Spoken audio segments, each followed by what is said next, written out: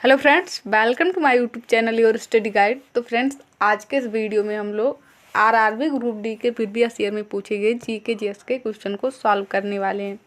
ये सारे question important question है, बार बार सभी एग्जामों में पूछे जाते हैं। फिर चाहे आप लोग एसएससी के एग्जाम के किसी की तैयारी कर रहे हो या ग्रुप डी की, ये सभी ऐसे क्वेश्चन है जो कि आप लोगों को हर एग्जाम में मिलने वाले हैं। तो बहुत ही इंपॉर्टेंट क्वेश्चन है। चलिए इसे सॉल्व करते हैं और बिल्कुल हम लोग इसे एक्सप्लेन करते हुए देखेंगे। इससे रिलेटेड और जितने क्वेश्चन बन सकते हैं उसको भी यहाँ पर देखेंगे। फिर चाहे आप लोग किसी भी एग्जाम की तैयारी कर रहे हो, चाहे आरआरबी ग्रुप डी की तैयारी कर रहे हो, यूपीपी की तैयारी कर रहे हो या सीएचएसएल, सारे एग्जामों के लिए ये इम्पॉर्टेंट है। तो देखिए पहला क्वेश्चन क्या है। सर्वोच्च न्यायालय की पहली महिला न्यायाधीश कौन थी। अब आप लोग हर एग्जाम में, चाहे वो दिल्ली पुलिस हो, किसी भी एग्जाम जी के रिलेटेड एग्जाम की तैयारी कर रहे हैं, तो ये क्वेश्चन देखने को ही मिल जाता है कि या तो पूछा जाएगा कि सर्वोच्च न्यायालय की पहली महिला कौन थी, या ऐसे पूछा जा सकता है कि हाई कोर्ट की पहली महिला न्यायाधीश कौन थी, या ये क्वेश्चन बनता है कि पहली महिला प्रधानमंत्री, पहली महिला गवर्नर, पहली महिला प्रेसिडेंट। ये सारे क्वेश्चन बनते हैं जो कि पहला पहला होता है, वो बहुत पूछा जाता है। तो सर्वोच्च न्यायालय की पहली महिला न्यायाधीश कौन थी, तो आप लोगों को पता होगा कि एम फातिमा बीबी। कौन थी? एम फातिमा बीबी। अब यहाँ से ये नोट कर लेंगे कि हाई कोर्ट की पहली महिला कौन न्यायाधीश बनी थी, तो वो लीला सेठ बनी थी। कौन बनी थी? लीला सेठ।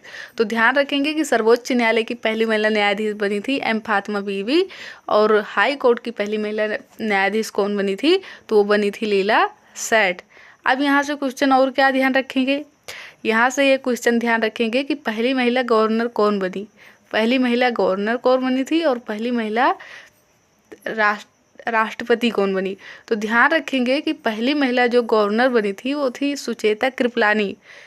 पहली महिला गवर्नर यानी कि पहली महिला राज्यपाल जो बनी थी वो कौन बनी थी, तो ध्यान रखेंगे कि गवर्नर जब पूछे तो सरोजिनी नायडू। गवर्नर पूछे पहली महिला राज्यपाल तो सरोजिनी नायडू थी, और कहाँ की बनी थी, तो उत्तर प्रदेश की। और वहीं पर पूछे कि पहली महिला मुख्यमंत्री कौन बनी थी, तो पहली महिला मुख्यमंत्री अगर पूछ ले तो ध्यान रखेंगे कि पहली महिला जो मुख्यमंत्री बनी थी वो थी सुचेता कृपलानी, और वो भी यूपी की बनी थी। तो यहाँ से अब ऐसा बिल्कुल कन्फ्यूजन नहीं, ध्यान रखेंगे पहली महिला गवर्नर यानी कि पहली महिला राज्यपाल, तो ध्यान रखेंगे सरोजिनी नायडू बनी थी। पहली महिला मुख्यमंत्री कौन बनी थी, जो कि बहुत पूछा जाता है, तो ध्यान रखेंगे सुचेता कृपलानी जी बनी थी, और दोनों यूपी की ही बनी थी। पहली महिला अगर राष्ट्रपति की पूछ ले तो आप लोगों को पता होगा कि प्रतिभा पाटिल जी बनी थी। कौन बनी थी? प्रतिभा पाटिल। वर्तमान में प्रेसिडेंट कौन है, तो पता है द्रौपदी मुर्मू जी थी, है थी नहीं है। और पूछा जाए कि इससे पहले वो क्या थी, बहुत पूछा जाता है, तो ध्यान रखेंगे इससे पहले वो झारखंड की गवर्नर थी। और पहली महिला प्रधानमंत्री पूछ लिया जाए तो भारत की पहली महिला प्रधानमंत्री कौन बनी थी, वो बनी थी इंदिरा गांधी। तो यहाँ से इतने सारे क्वेश्चन ध्यान रखेंगे, इंपॉर्टेंट सारे क्वेश्चन हैं। अब आप लोगों को पता है कि उत्तर प्रदेश से पूछा जाता है कि यहाँ लोकसभा सीटें कितनी हैं, राज्यसभा सीटें कितनी हैं और विधानसभा सीटें, यहाँ की तीनों सीटें पूछी जाती है जो कि इम्पॉर्टेंट है। तो ध्यान रखेंगे कि यहाँ पर अगर राज्यसभा सीटें पूछे तो 31 हैं, और अगर विधानसभा सीट पूछे तो 403 हैं, और 39 है यहाँ पर लोकसभा सीटें। ये तीनों पॉइंट ध्यान रखेंगे, बहुत ही इंपॉर्टेंट है। सबसे ज़्यादा विधानसभा सीटें भी यहीं हैं, सबसे ज़्यादा लोकसभा सीटें भी हैं, और सबसे ज़्यादा राज्यसभा सीटें भी यहीं हैं, ध्यान रखेंगे। आगे देखिए क्वेश्चन नंबर 3 क्या है। संविधान की व्याख्या करने का अंतिम अधिकार किसे प्राप्त है, तो संविधान की व्याख्या करने का अंतिम अधिकार सर्वोच्च न्यायालय के पास है। किसके पास है? सर्वोच्च न्यायालय के पास है। अब यहाँ से सर्वोच्च न्यायालय से कुछ इम्पोर्टेंट आर्टिकल देख लेते हैं। अब सुप्रीम कोर्ट, मैंने भी बताया कि सर्वोच्च न्यायालय की पहली महिला न्यायाधीश कौन बनी थी, जो कि यहाँ से सबसे पहले क्वेश्चन बनता है। तो सर्वोच्च न्यायालय की पहली महिला जो न्यायाधीश बनी थी वो बनी थी एम फातिमा बीबी। अब सर्वोच्च न्यायालय का वर्णन किस आर्टिकल में है, तो आर्टिकल 124 में है। आर्टिकल 124 में वर्णन इसका किया गया है। और आर्टिकल 131 में क्या है, 131 से पहले ध्यान रखेंगे आर्टिकल 129, सर्वोच्च न्यायालय एक अभिलेख न्यायालय होगा, इसका वर्णन आर्टिकल 129 में किया गया है, जो कि बहुत पूछा जाता है। बात कर ले आर्टिकल 131, तो आर्टिकल 131 से देखेंगे कि सर्वोच्च न्यायालय जो है इसके कुछ आरंभिक अधिकारों का जो शक्तियाँ हैं, इसकी आरंभिक शक्तियाँ हैं, उसका वर्णन आर्टिकल 131 में है। और आर्टिकल 137 जो है इसमें किया गया है क्या, न्यायिक पुनरावलोकन की शक्ति इसके पास है। यानी कि जो न्यायिक पुनरावलोकन की शक्ति दी गई है सर्वोच्च न्यायालय को, उसका जो वर्णन है वो आर्टिकल 137 में है। और यहाँ से ये ध्यान रखेंगे कि आर्टिकल 143 इसके द्वारा क्या करता है, ये राष्ट्रपति को सलाह दे सकता है, यानी कि राष्ट्रपति इससे सलाह ले सकते हैं आर्टिकल 143 द्वारा। तो यहाँ से ध्यान रखेंगे सर्वोच्च न्यायालय के बहुत ही इम्पोर्टेंट पॉइंट्स है। लोकसभा अध्यक्ष आप लोगों को पता होगा कि कोई विधेयक धन विधेयक है कि नहीं, धन विधेयक का उल्लेख आर्टिकल 110 में किया गया है। और कोई विधेयक धन विधेयक है कि नहीं, इसका निर्णय कौन करता है, तो लोकसभा अध्यक्ष ही करते हैं, ये ध्यान रखेंगे। बात आगे प्रेसिडेंट के, तो पता होगा कि न्यूनतम आयु 35 ईयर होनी चाहिए राष्ट्रपति बनने के लिए। वेतन इनका 5 लाख होता है। और आर्टिकल, इनसे कुछ रिलेटेड आर्टिकल हैं, आप लोगों को ये तो पता ही होगा कि आर्टिकल 52 में इनके पद का वर्णन किया गया है, इनके शक्तियों का वर्णन 53 में किया गया है। निर्वाचन मंडल का उल्लेख जो है आर्टिकल 54 में किया गया है। निर्वाचन की रीति का वर्णन आर्टिकल 55 में किया गया है। और आप लोगों को पता होगा आर्टिकल 60 में शपथ का वर्णन है, 61 में महाभियोग का वर्णन है, आर्टिकल 32 में क्या है, क्षमादान की शक्ति दी गई है। आप लोगों को पता होगा कि ये मृत्युदंड को भी माफ़ कर सकते हैं। और उसके बाद आप लोगों को पता होगा आर्टिकल 108 के तहत ये संयुक्त बैठक भी बुला सकते हैं। आर्टिकल 85 के द्वारा क्या करते हैं, तो आर्टिकल 108 के द्वारा ये संयुक्त बैठक बुलाते हैं, लेकिन संयुक्त बैठक की अध्यक्षता ये नहीं करते, वो लोकसभा अध्यक्ष करते हैं, ये भी ध्यान रखेंगे।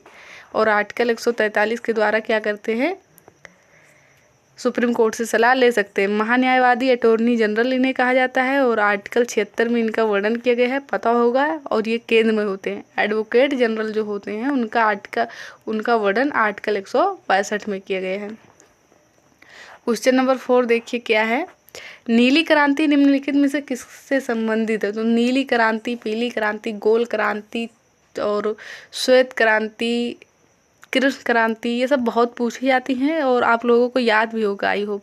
तो नीली क्रांति किससे संबंधित है, ये मछली उत्पादन से संबंधित है। किससे संबंधित है, मछली उत्पादन से संबंधित है। खाद्यान्न उत्पादन से कौन सी क्रांति संबंधित है, तो हरित क्रांति। हरित क्रांति ये बहुत इंपॉर्टेंट है, क्यों, क्योंकि इसके जनक पूछा जाता है। जब विश्व लेवल पर पूछे कि हरित क्रांति के जनक कौन है, तो नॉर्मन बोरलॉग है। लेकिन जब भारत में, इंडिया में पूछे कौन है, तो MS स्वामीनाथन जी।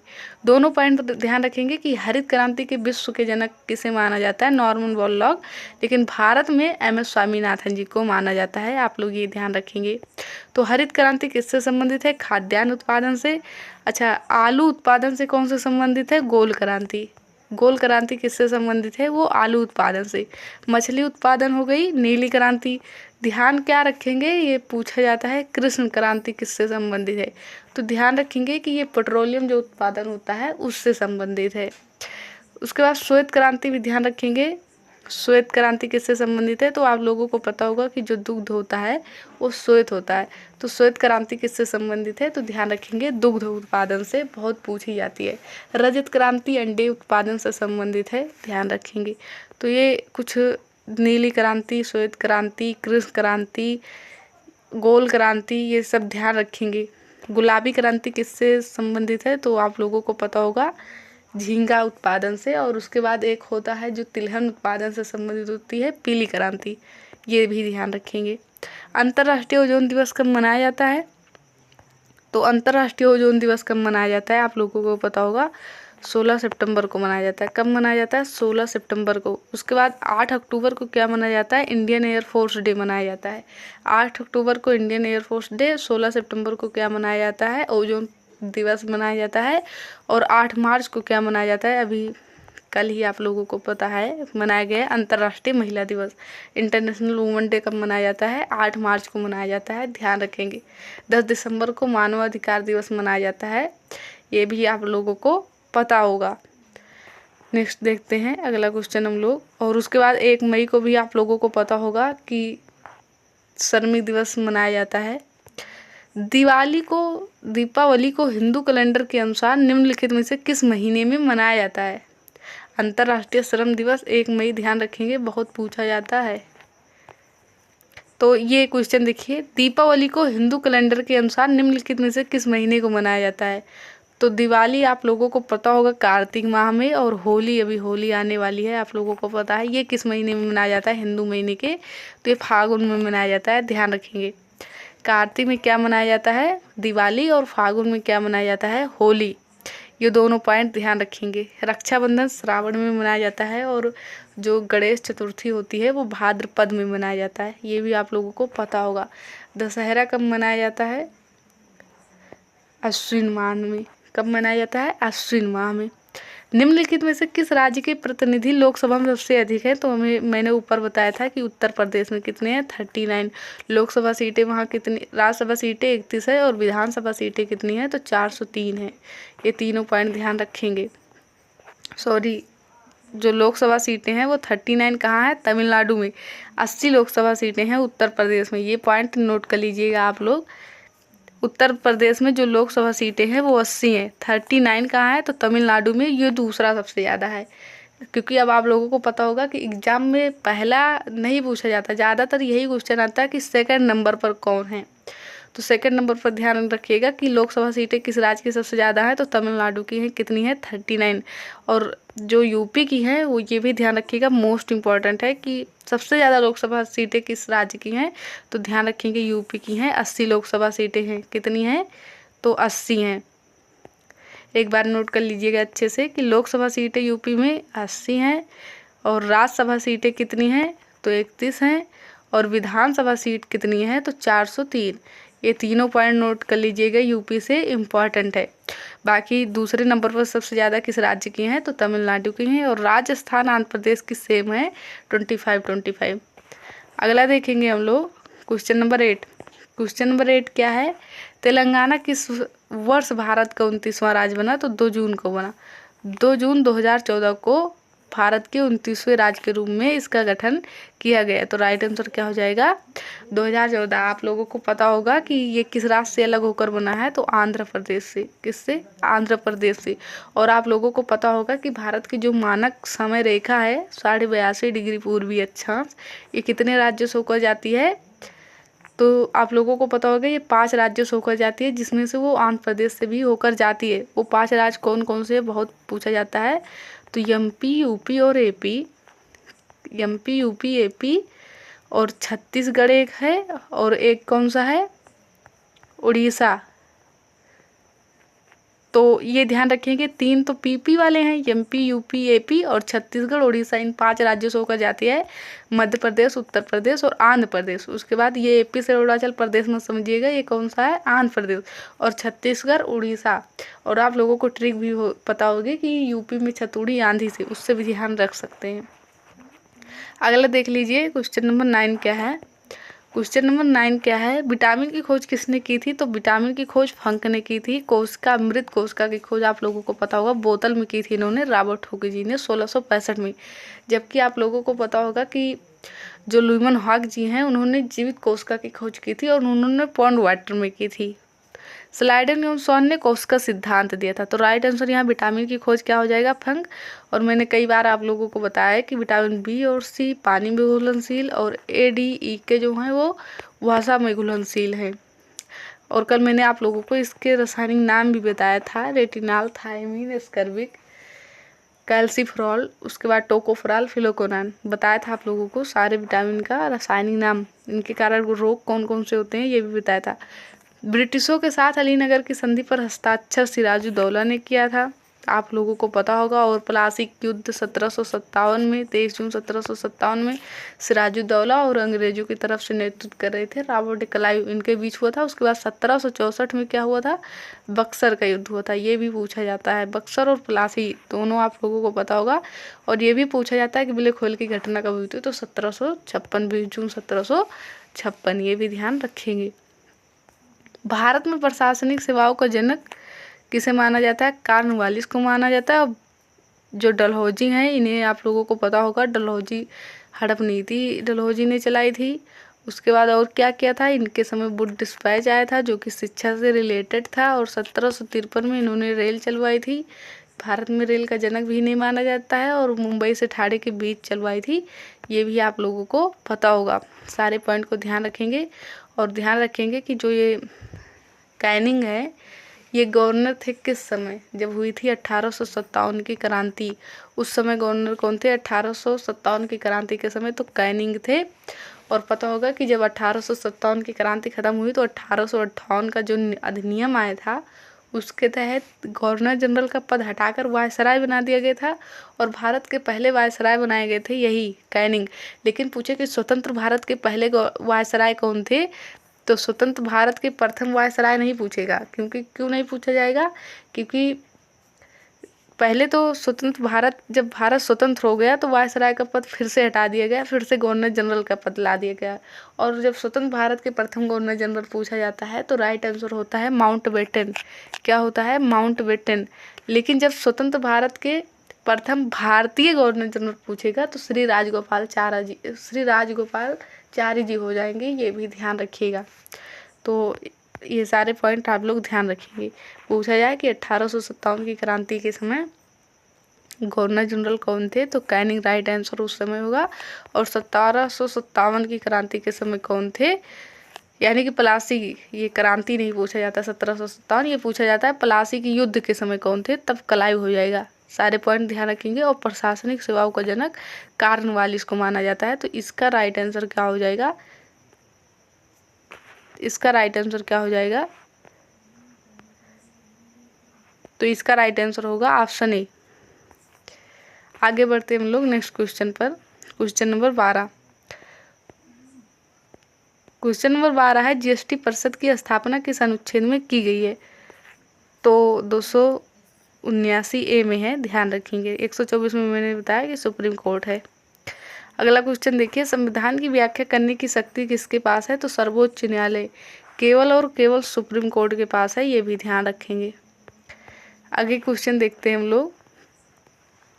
Question number 14। क्वेश्चन नंबर 14 क्या है, देखिए, शेरशाह सूरी का मकबरा कहाँ स्थापित है, तो सासाराम में है, ध्यान रखेंगे। कहाँ है, सासाराम में।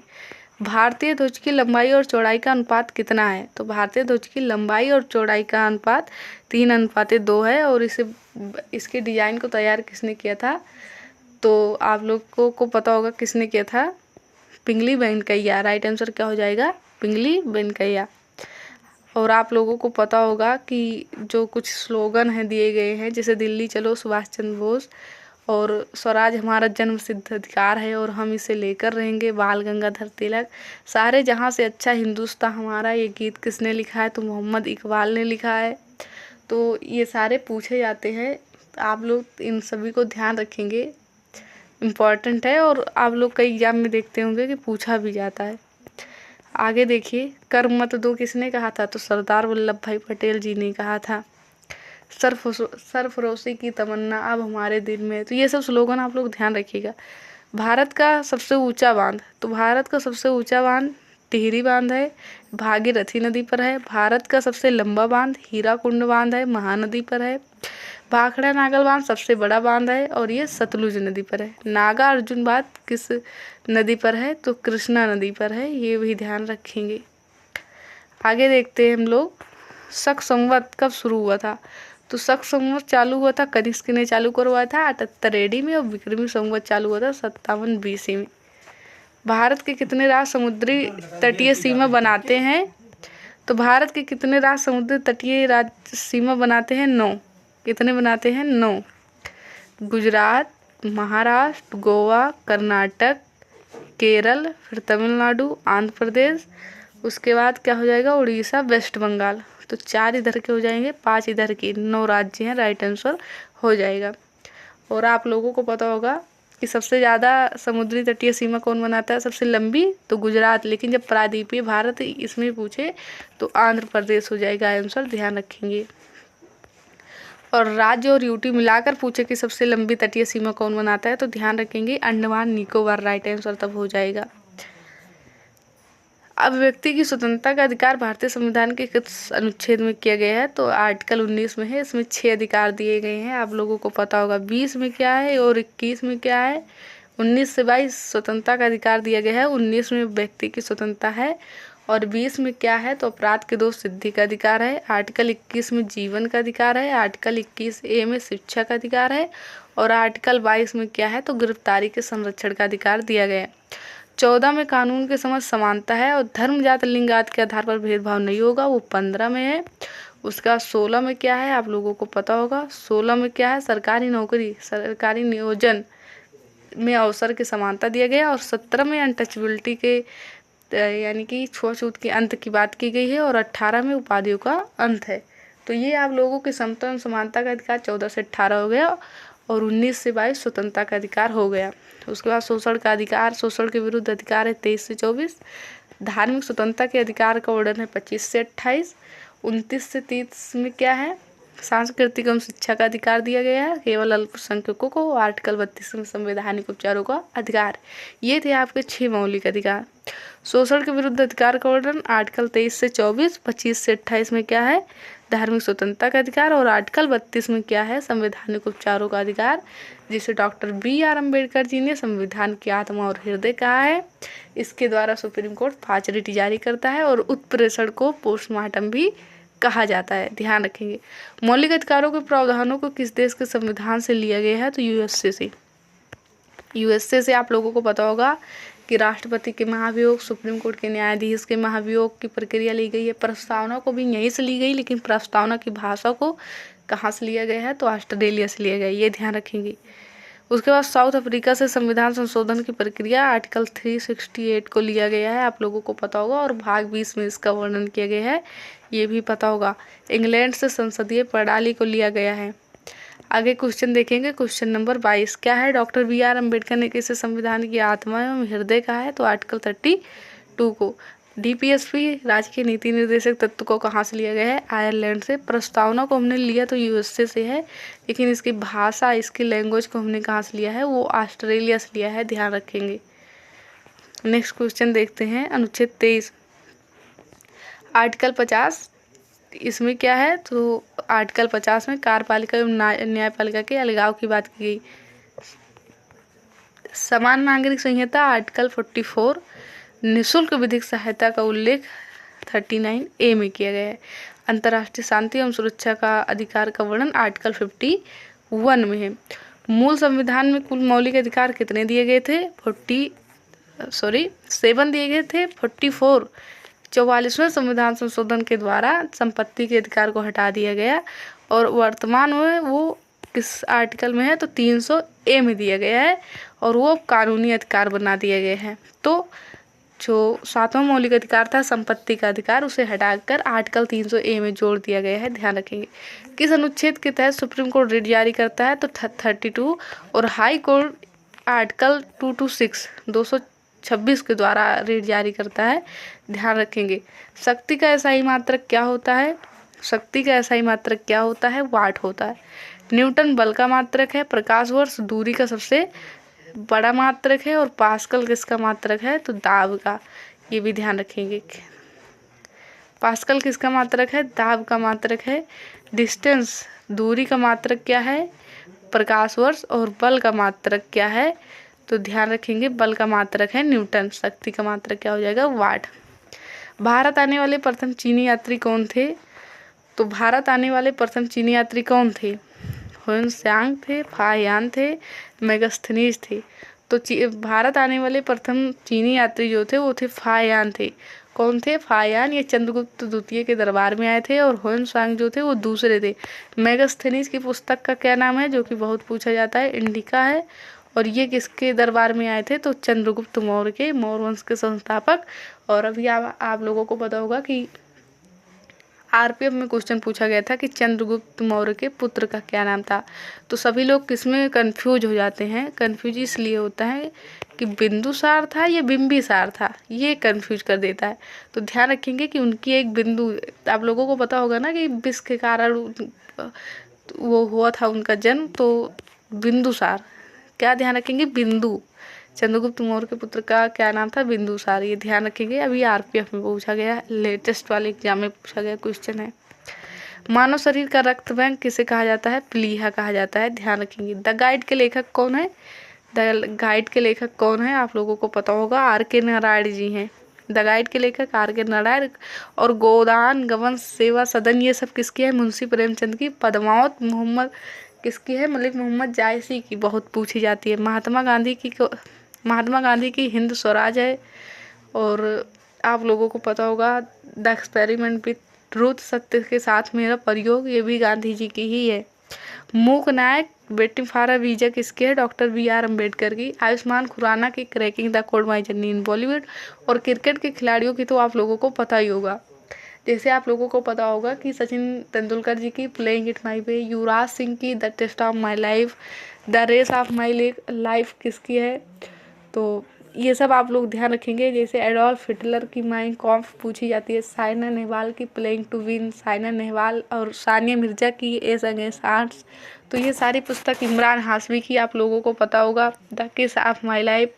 उसके बाद ऋषि कपूर की खुल्लम खुल्ला। तो ये सारी पुस्तक ध्यान रखेंगे, बहुत पूछी जाती है। क्वेश्चन है, सारे क्वेश्चन इंपॉर्टेंट है, तो किसी भी एग्जाम की अगर आप लोग तैयारी कर रहे हैं तो वीडियो को देख सकते हैं। तो देखिए पहला क्वेश्चन क्या है, रग्बी फुटबॉल में खिलाड़ियों की संख्या कितनी होती है?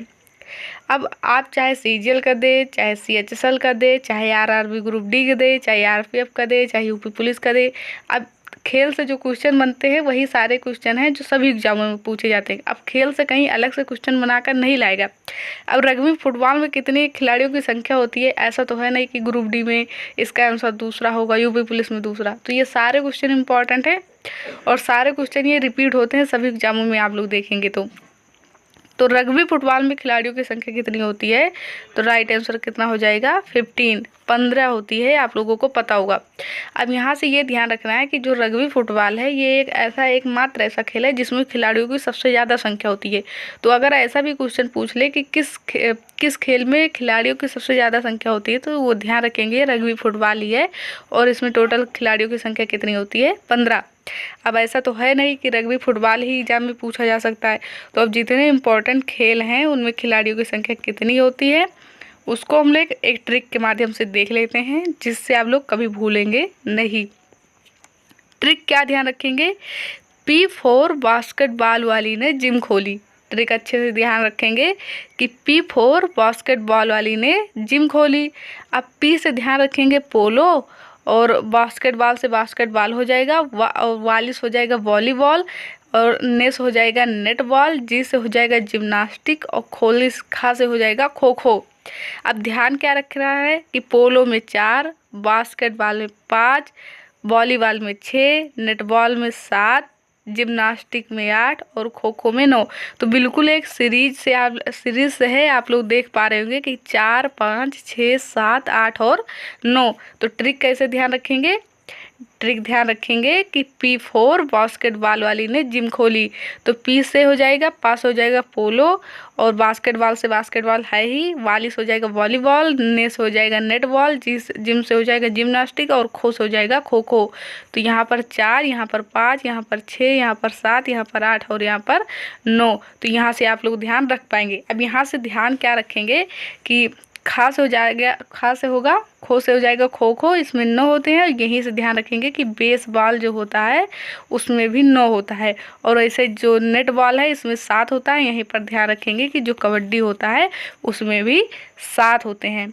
तो जैसे आप लोगों को पता होगा, जैसे आप लोग ऐसे दिमाग में रख सकते हैं कि आप किसी से पूछ रहे हैं कि नेट कब ऑन करोगे, तो न से हो जाएगा नेट बॉल और का से हो जाएगा कबड्डी। तो नेट कब ऑन करेंगे, तो ध्यान रखेंगे 7 बजे। ऐसे भी अगर सिर्फ नेट बॉल और कबड्डी को ध्यान रखना है साथ में, तो ऐसे भी ट्रिक अपना सकते हैं कि नेट कब ऑन करोगे, तो कब नेट से हो जाएगा नेट बॉल, का से हो जाएगा कबड्डी।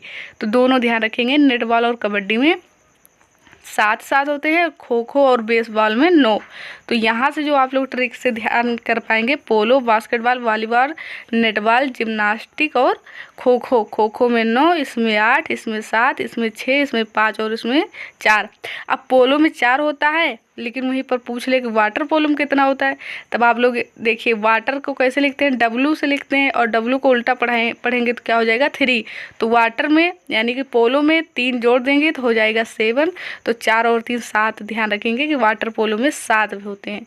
तो यहाँ से कन्फ्यूज मत हो जाइएगा क्या कि पोलो में 4 होते हैं, लेकिन जब वाटर पोलो पूछ ले तो देखिए इसे उल्टा पढ़ेंगे तो 3 हो जाएगा, और 4 और 3 क्या हो जाएगा वाटर पोलो में 7। तो यहाँ से बहुत ही इंपॉर्टेंट जो है वो ध्यान रख पाएंगे। खो खो में 9 होते हैं, बेसबॉल में भी 9, और नेट से यहाँ क्या हो जाएगा, नेटबॉल में कितने होते हैं 7, और कबड्डी में भी 7 होते हैं, ये ध्यान रख पाएंगे। और मैंने यहाँ लिख भी दिया है, आप लोग अच्छे से ध्यान कर पाएंगे कि पास से क्या हो जाएगा, पास से हो जाएगा पोलो 4 होते हैं, बास्केटबॉल में 5, वॉलीबॉल में 6, नेटबॉल में 7, जिम्नास्टिक में 8, खो खो में 9। तो बहुत ही इंपॉर्टेंट है, ट्रिक ध्यान रखेंगे। P4 बास्केटबॉल वाली ने जिम खोली, तो बहुत इंपॉर्टेंट है, ये ध्यान रखेंगे। और पूछा जाता है, एक बार अगर आप लोग याद कर लेंगे तो कभी भूलेंगे नहीं। और ये 3 एक साथ ध्यान रखेंगे, जो कि बहुत ही इंपॉर्टेंट है कि हॉकी, क्रिकेट और फुटबॉल में कितने कितने होते हैं, तो 11 हॉकी, क्रिकेट, फुटबॉल, ये तीनों अलग से ध्यान रख पाएंगे कि हॉकी, क्रिकेट, फुटबॉल कितने होते हैं, 11। तो जितने इंपॉर्टेंट थे मैंने सब बता दिया। अब आप लोग यहाँ से कोई भी क्वेश्चन बनता है तो आप लोग कर पाएंगे आसानी से। लिंगराज मंदिर, अब पता होगा कि लिंगराज मंदिर जो है वो कहाँ स्थित है। तो लिंगराज मंदिर जो है वो उड़ीसा के भुवनेश्वर में स्थित है। तो बहुत ही इंपॉर्टेंट है, पूछा जाता है उड़ीसा का सबसे बड़ा मंदिर कौन सा है, तो ये लिंगराज मंदिर ही है, जो कि बहुत पूछा जाता है, ध्यान रखेंगे। अब पूरी उड़ीसा में क्या है, आप लोगों को पता होगा कि जो जगन्नाथ मंदिर है, बहुत पूछा जाता है, जो जगन्नाथ मंदिर है वो कहाँ है, पूरी उड़ीसा में। उड़ीसा में पूछा जाता है कहाँ है, तो आप लोगों को पता होगा कि पूरी उड़ीसा में है। और इसमें 3 लोगों की मूर्ति है, पता होगा आप लोगों को, भगवान जगन्नाथ की है, उसके बाद बलभद्र की, और सुभद्रा उनकी बहन की है। तो जगन्नाथ मंदिर कहाँ है, पूरी उड़ीसा में। और लिंगराज मंदिर कहाँ है, भुवनेश्वर में। और आप लोगों को यही से ये भी पता होगा कि ब्लैक पैगोडा जिसे कहते हैं, कोणार्क, उड़ीसा का कोणार्क सूर्य मंदिर जो है वो कहाँ पर है, उड़ीसा में। पूछा जाए ब्लैक पगोड़ा किसे कहते हैं, तो आप लोग ध्यान रखेंगे कोणार्क के सूर्य मंदिर को, सूर्य के कोणार्क मंदिर को कहते हैं, और वो कहाँ है, तो उड़ीसा में। लेकिन एक कोणार्क मंदिर कंबोडिया देश में है, जिसे अब आप लोगों को पता होगा कि भारत का 8वां, यानी कि जिसे 8वां अजूबा घोषित किया गया है, वो कोणार्क मंदिर ही है, जो कंबोडिया देश में। तो यहाँ से ये ध्यान रखेंगे, कन्फ्यूज मत हो जाइएगा। ध्यान रखेंगे जगन्नाथ मंदिर कहाँ है, तो पूरी उड़ीसा में है। लिंगराज मंदिर कहाँ है, तो भुवनेश्वर में है। और ब्लैक पगोड़ा जिसे कोणार्क मंदिर कहा जाता है, वो भी कहाँ है, उड़ीसा में। तो इतना ये आप लोग ध्यान रखेंगे। देखिए यहाँ पर कंबोडिया दिया है, तो कंबोडिया देश में क्या है, कोणार्क का सूर्य मंदिर। लेकिन वो जो उड़ीसा में सूर्य मंदिर है वो नहीं है, उसे ब्लैक पगोड़ा कहा जाता है, उड़ीसा वाले। और हम्पी किसकी राजधानी थी, तो विजयनगर साम्राज्य की थी। और ये किस नदी के किनारे है, तो तुंगभद्रा बहुत पूछा जाता है, ध्यान रखेंगे ये तुंगभद्रा नदी के। तो यहाँ से आप लोग ध्यान रख पाएंगे। और आप लोगों को पता होगा कि खजुराहो मंदिर कहाँ है, तो मध्य प्रदेश गुजरात। खजुराहो मंदिर कहाँ, तो मध्य प्रदेश में है। और किस वंश ने बनवाया था, तो चंदेल वंश ने बनवाया था। ये सब सारे क्वेश्चन भूलिएगा मत, किसने बनवाया था, तो ध्यान रखेंगे चंदेल वंश ने बनवाया था। रानी की वाव कितने रुपए के नोट पर छापी गई है। अब ये भी बहुत इम्पोर्टेंट क्वेश्चन बनता है, और कभी रानी की वाव पूछा जाएगा, कभी कोणार्क का सूर्य मंदिर वाला पूछा जाएगा, तो कभी मंगलयान पूछा जाएगा, तो कभी सांची स्तूप पूछा जाता है। तो ये सारे क्वेश्चन बहुत पूछे जाते हैं। तो रानी की वाव कितने रुपए के नोट पर छापी गई, ऑप्शन है 10, 50, 100 या 200। तो राइट आंसर हम लोगों का क्या हो जाएगा, तो राइट आंसर क्या हो जाएगा, रानी की वाव कितने रुपए के नोट पर छापी गई है, तो ध्यान रखेंगे 100 रुपये। अब यहाँ से आप लोगों के यहाँ से सारे क्वेश्चन जितने बनते हैं नोट से, सारे क्वेश्चन हम लोग यहाँ एक ट्रिक के माध्यम से इसे भी देख लेते हैं कि किस रुपए के नोट पर क्या छापा गया है। और ये सारे एग्जाम में क्वेश्चन बनता है, और ये सबसे ध्यान रखना बहुत मुश्किल होता है। तो ध्यान रखेंगे, अगर ट्रिक ध्यान रहेगा तो सब ध्यान रहेगा। देखिए किस नोट पर क्या छापा है, तो ट्रिक ध्यान रखेंगे कि गांधी जी को हरा सलाम। क्या ध्यान रखेंगे, गांधी जी को हरा सलाम। तो गांधी से देखिए यहाँ से सिर्फ एक, यहाँ से आप लोगों को एक चीज़ ध्यान रखना है, बस यही है शुरुआत वाला, कि ध्यान रखिए कि गांधी जी को किसी ने 20 रुपये दिया और कहा जाओ एलोरा गुफा में। एलोरा गुफा आप लोगों को पता होगा। तो यहाँ से ये ध्यान रखिएगा कि गांधी जी को किसी ने 20 रुपये दिया और बोला ए लो। तो ध्यान रखेंगे कि 20 रुपये के नोट पर एलोरा है। बाकी का से क्या हो जाएगा, ये जी हटा दीजिएगा। का से कोणार्क मंदिर, हा से हम्पी, रा से रानी वाव, सा से सांची स्तूप, और उसके बाद ला से लाल किला, मा से मंगलयान। बस एक आप लोगों को यहाँ से सिर्फ ध्यान रखना है कि गांधी जी वाला ध्यान रखेंगे कि गांधी जी को किसी ने 20 रुपये दिया और बोला ए लो। तो यहाँ से सिर्फ एक को ध्यान रखना कि एलोरा 20 रुपये के नोट पर छपी है। बाकी सारे को आसानी से ध्यान रख पाएंगे। का से कोणार्क मंदिर, हा से हम्पी, रा से रानी की वाव, सा से सांची स्तूप, ला से क्या हो जाएगा लाल किला, मा से मंगलयान। और बिल्कुल सारे अब सीरीज से है भी यहाँ। कैसे ध्यान रखेंगे, देखिए कैसे ध्यान रखना है। जो कोणार्क है वो 10 रुपये पर है। हम्पी कितने रुपए पे है, अब 20 हो ही गया तो 50 का डायरेक्ट आएगा, क्योंकि 40 का 30 का तो होता नहीं नोट। और रानी की वाव 50 के बाद 100 रुपये का नोट ही चलता है, आप लोगों को पता है। सांची के स्तूप और 100 के बाद 200 का नोट ही चलता है, पता है। उसके बाद जो लाल किला है 200 के बाद कितने रुपए के नोट होते हैं, 500 के। और 500 के बाद अब डायरेक्ट 2000 हो गया, क्योंकि 1000 का नोट बंदी हो गया है। तो अब देखिए बिल्कुल 10 के बाद 50, 50 के बाद 100, 100 के बाद 200, 200 के बाद 500, 500 के बाद 2000। तो बिल्कुल सब एक बिल्कुल सीरीज से है। इससे आसानी से ध्यान रख पाएंगे कि गांधी जी को हरा सलाम। बस यहाँ से ध्यान रखिएगा कि गांधी जी को किसने 20 रुपये दिया और बोला ए लो। तो ध्यान रखेंगे 20 रुपये के नोट पर एलोरा है। बाकी कोणार्क 10 पर है, हम्पी 50 पर है, रानी की वाव 100 पर है, सांची स्तूप 200 पर है, और लाल किला 500 पर है, और मंगलयान 2000 के नोट पर है। बिल्कुल मैंने यहाँ पर लिख भी अच्छे से दिया है, जिससे आप लोग आसानी से समझ पाएंगे। कोणार्क मंदिर 10, कोणार्क मंदिर 10, हम्पी 50, रानी की वाव 100, सांची स्तूप 200, लाल किला 500 और मंगलयान 2000। ये बहुत एग्जाम में पूछा जाता है, तो अच्छे से इसको ध्यान रखेंगे, बहुत ही इम्पोर्टेंट है। अगला क्वेश्चन देख लीजिए क्या है, भारतीय राष्ट्रीय कांग्रेस का पहला अधिवेशन कहाँ हुआ था। अब यहाँ से भारतीय राष्ट्रीय कांग्रेस से बहुत क्वेश्चन पूछे जाते हैं। सबसे पहले पूछा जाता है कि इसकी स्थापना एस्टेब्लिश ये कब हुआ, तो ये तो ध्यान रखेंगे 28 दिसंबर 1885। कब हुआ, 28 दिसंबर 1885 को हुआ था। एव ह्यूम जो थे वो इसके हेड थे, आप लोगों को पता होगा। और इसके प्रथम अध्यक्ष कौन बनाए गए थे, इसकी स्थापना किसने की थी, तो एव ह्यूम जी ने की थी। और इस समय जो आप लोगों को पता होगा कि गवर्नर कौन था, तो डफरिन था। ये भी ध्यान रखेंगे गवर्नर कौन था इस समय, डफरिन पूछा जाता है। स्थापना 28 दिसंबर 1885 में हुई थी। और गोकुलदास संस्कृत एक विद्यालय था, वहाँ पर हुई थी मुंबई में। कहाँ हुई थी, मुंबई में। और इसके पहले अध्यक्ष कौन बनाए गए थे, तो WC बनर्जी, व्योमेश बनर्जी जी बनाए गए थे, ये भी ध्यान रखेंगे। उसके बाद यहाँ से ध्यान जो रखना है कि इसकी बैठक कहाँ हुई थी। अब यहाँ से ये पूछा जाएगा पहली बैठक कब हुई थी, इसके पहले मुस्लिम अध्यक्ष कौन थे, और इसके बाद पूछा जाएगा पहली महिला हेड कौन थी, उसके बाद पूछा जाएगा पहली महिला हेड कौन थी। पूछा जाता है गांधी जी ने किस अधिवेशन की अध्यक्षता की थी। तो कांग्रेस से बहुत क्वेश्चन बनते हैं, तो यहाँ पर हम लोग कुछ ध्यान रखेंगे। एक ट्रिक ध्यान रखेंगे आप लोग, बकमई। क्या ध्यान रखेंगे, बकमई। ये 4 ऐसी अधिवेशन हुआ था जो बहुत पूछा जाता है। पहला बम्बई में हुआ था, दूसरा कानपुर में, तीसरा कहाँ हुआ था, मद्रास में, और चौथा इलाहाबाद में। ये 4 ध्यान रखेंगे, बहुत पूछा जाता है। पहला 1885 में हुआ था, पहला 1885, फिर 86, फिर 87, फिर 88। ये 4 अधिवेशन ध्यान रखना है, 1885, 1886, 1887 और 1888।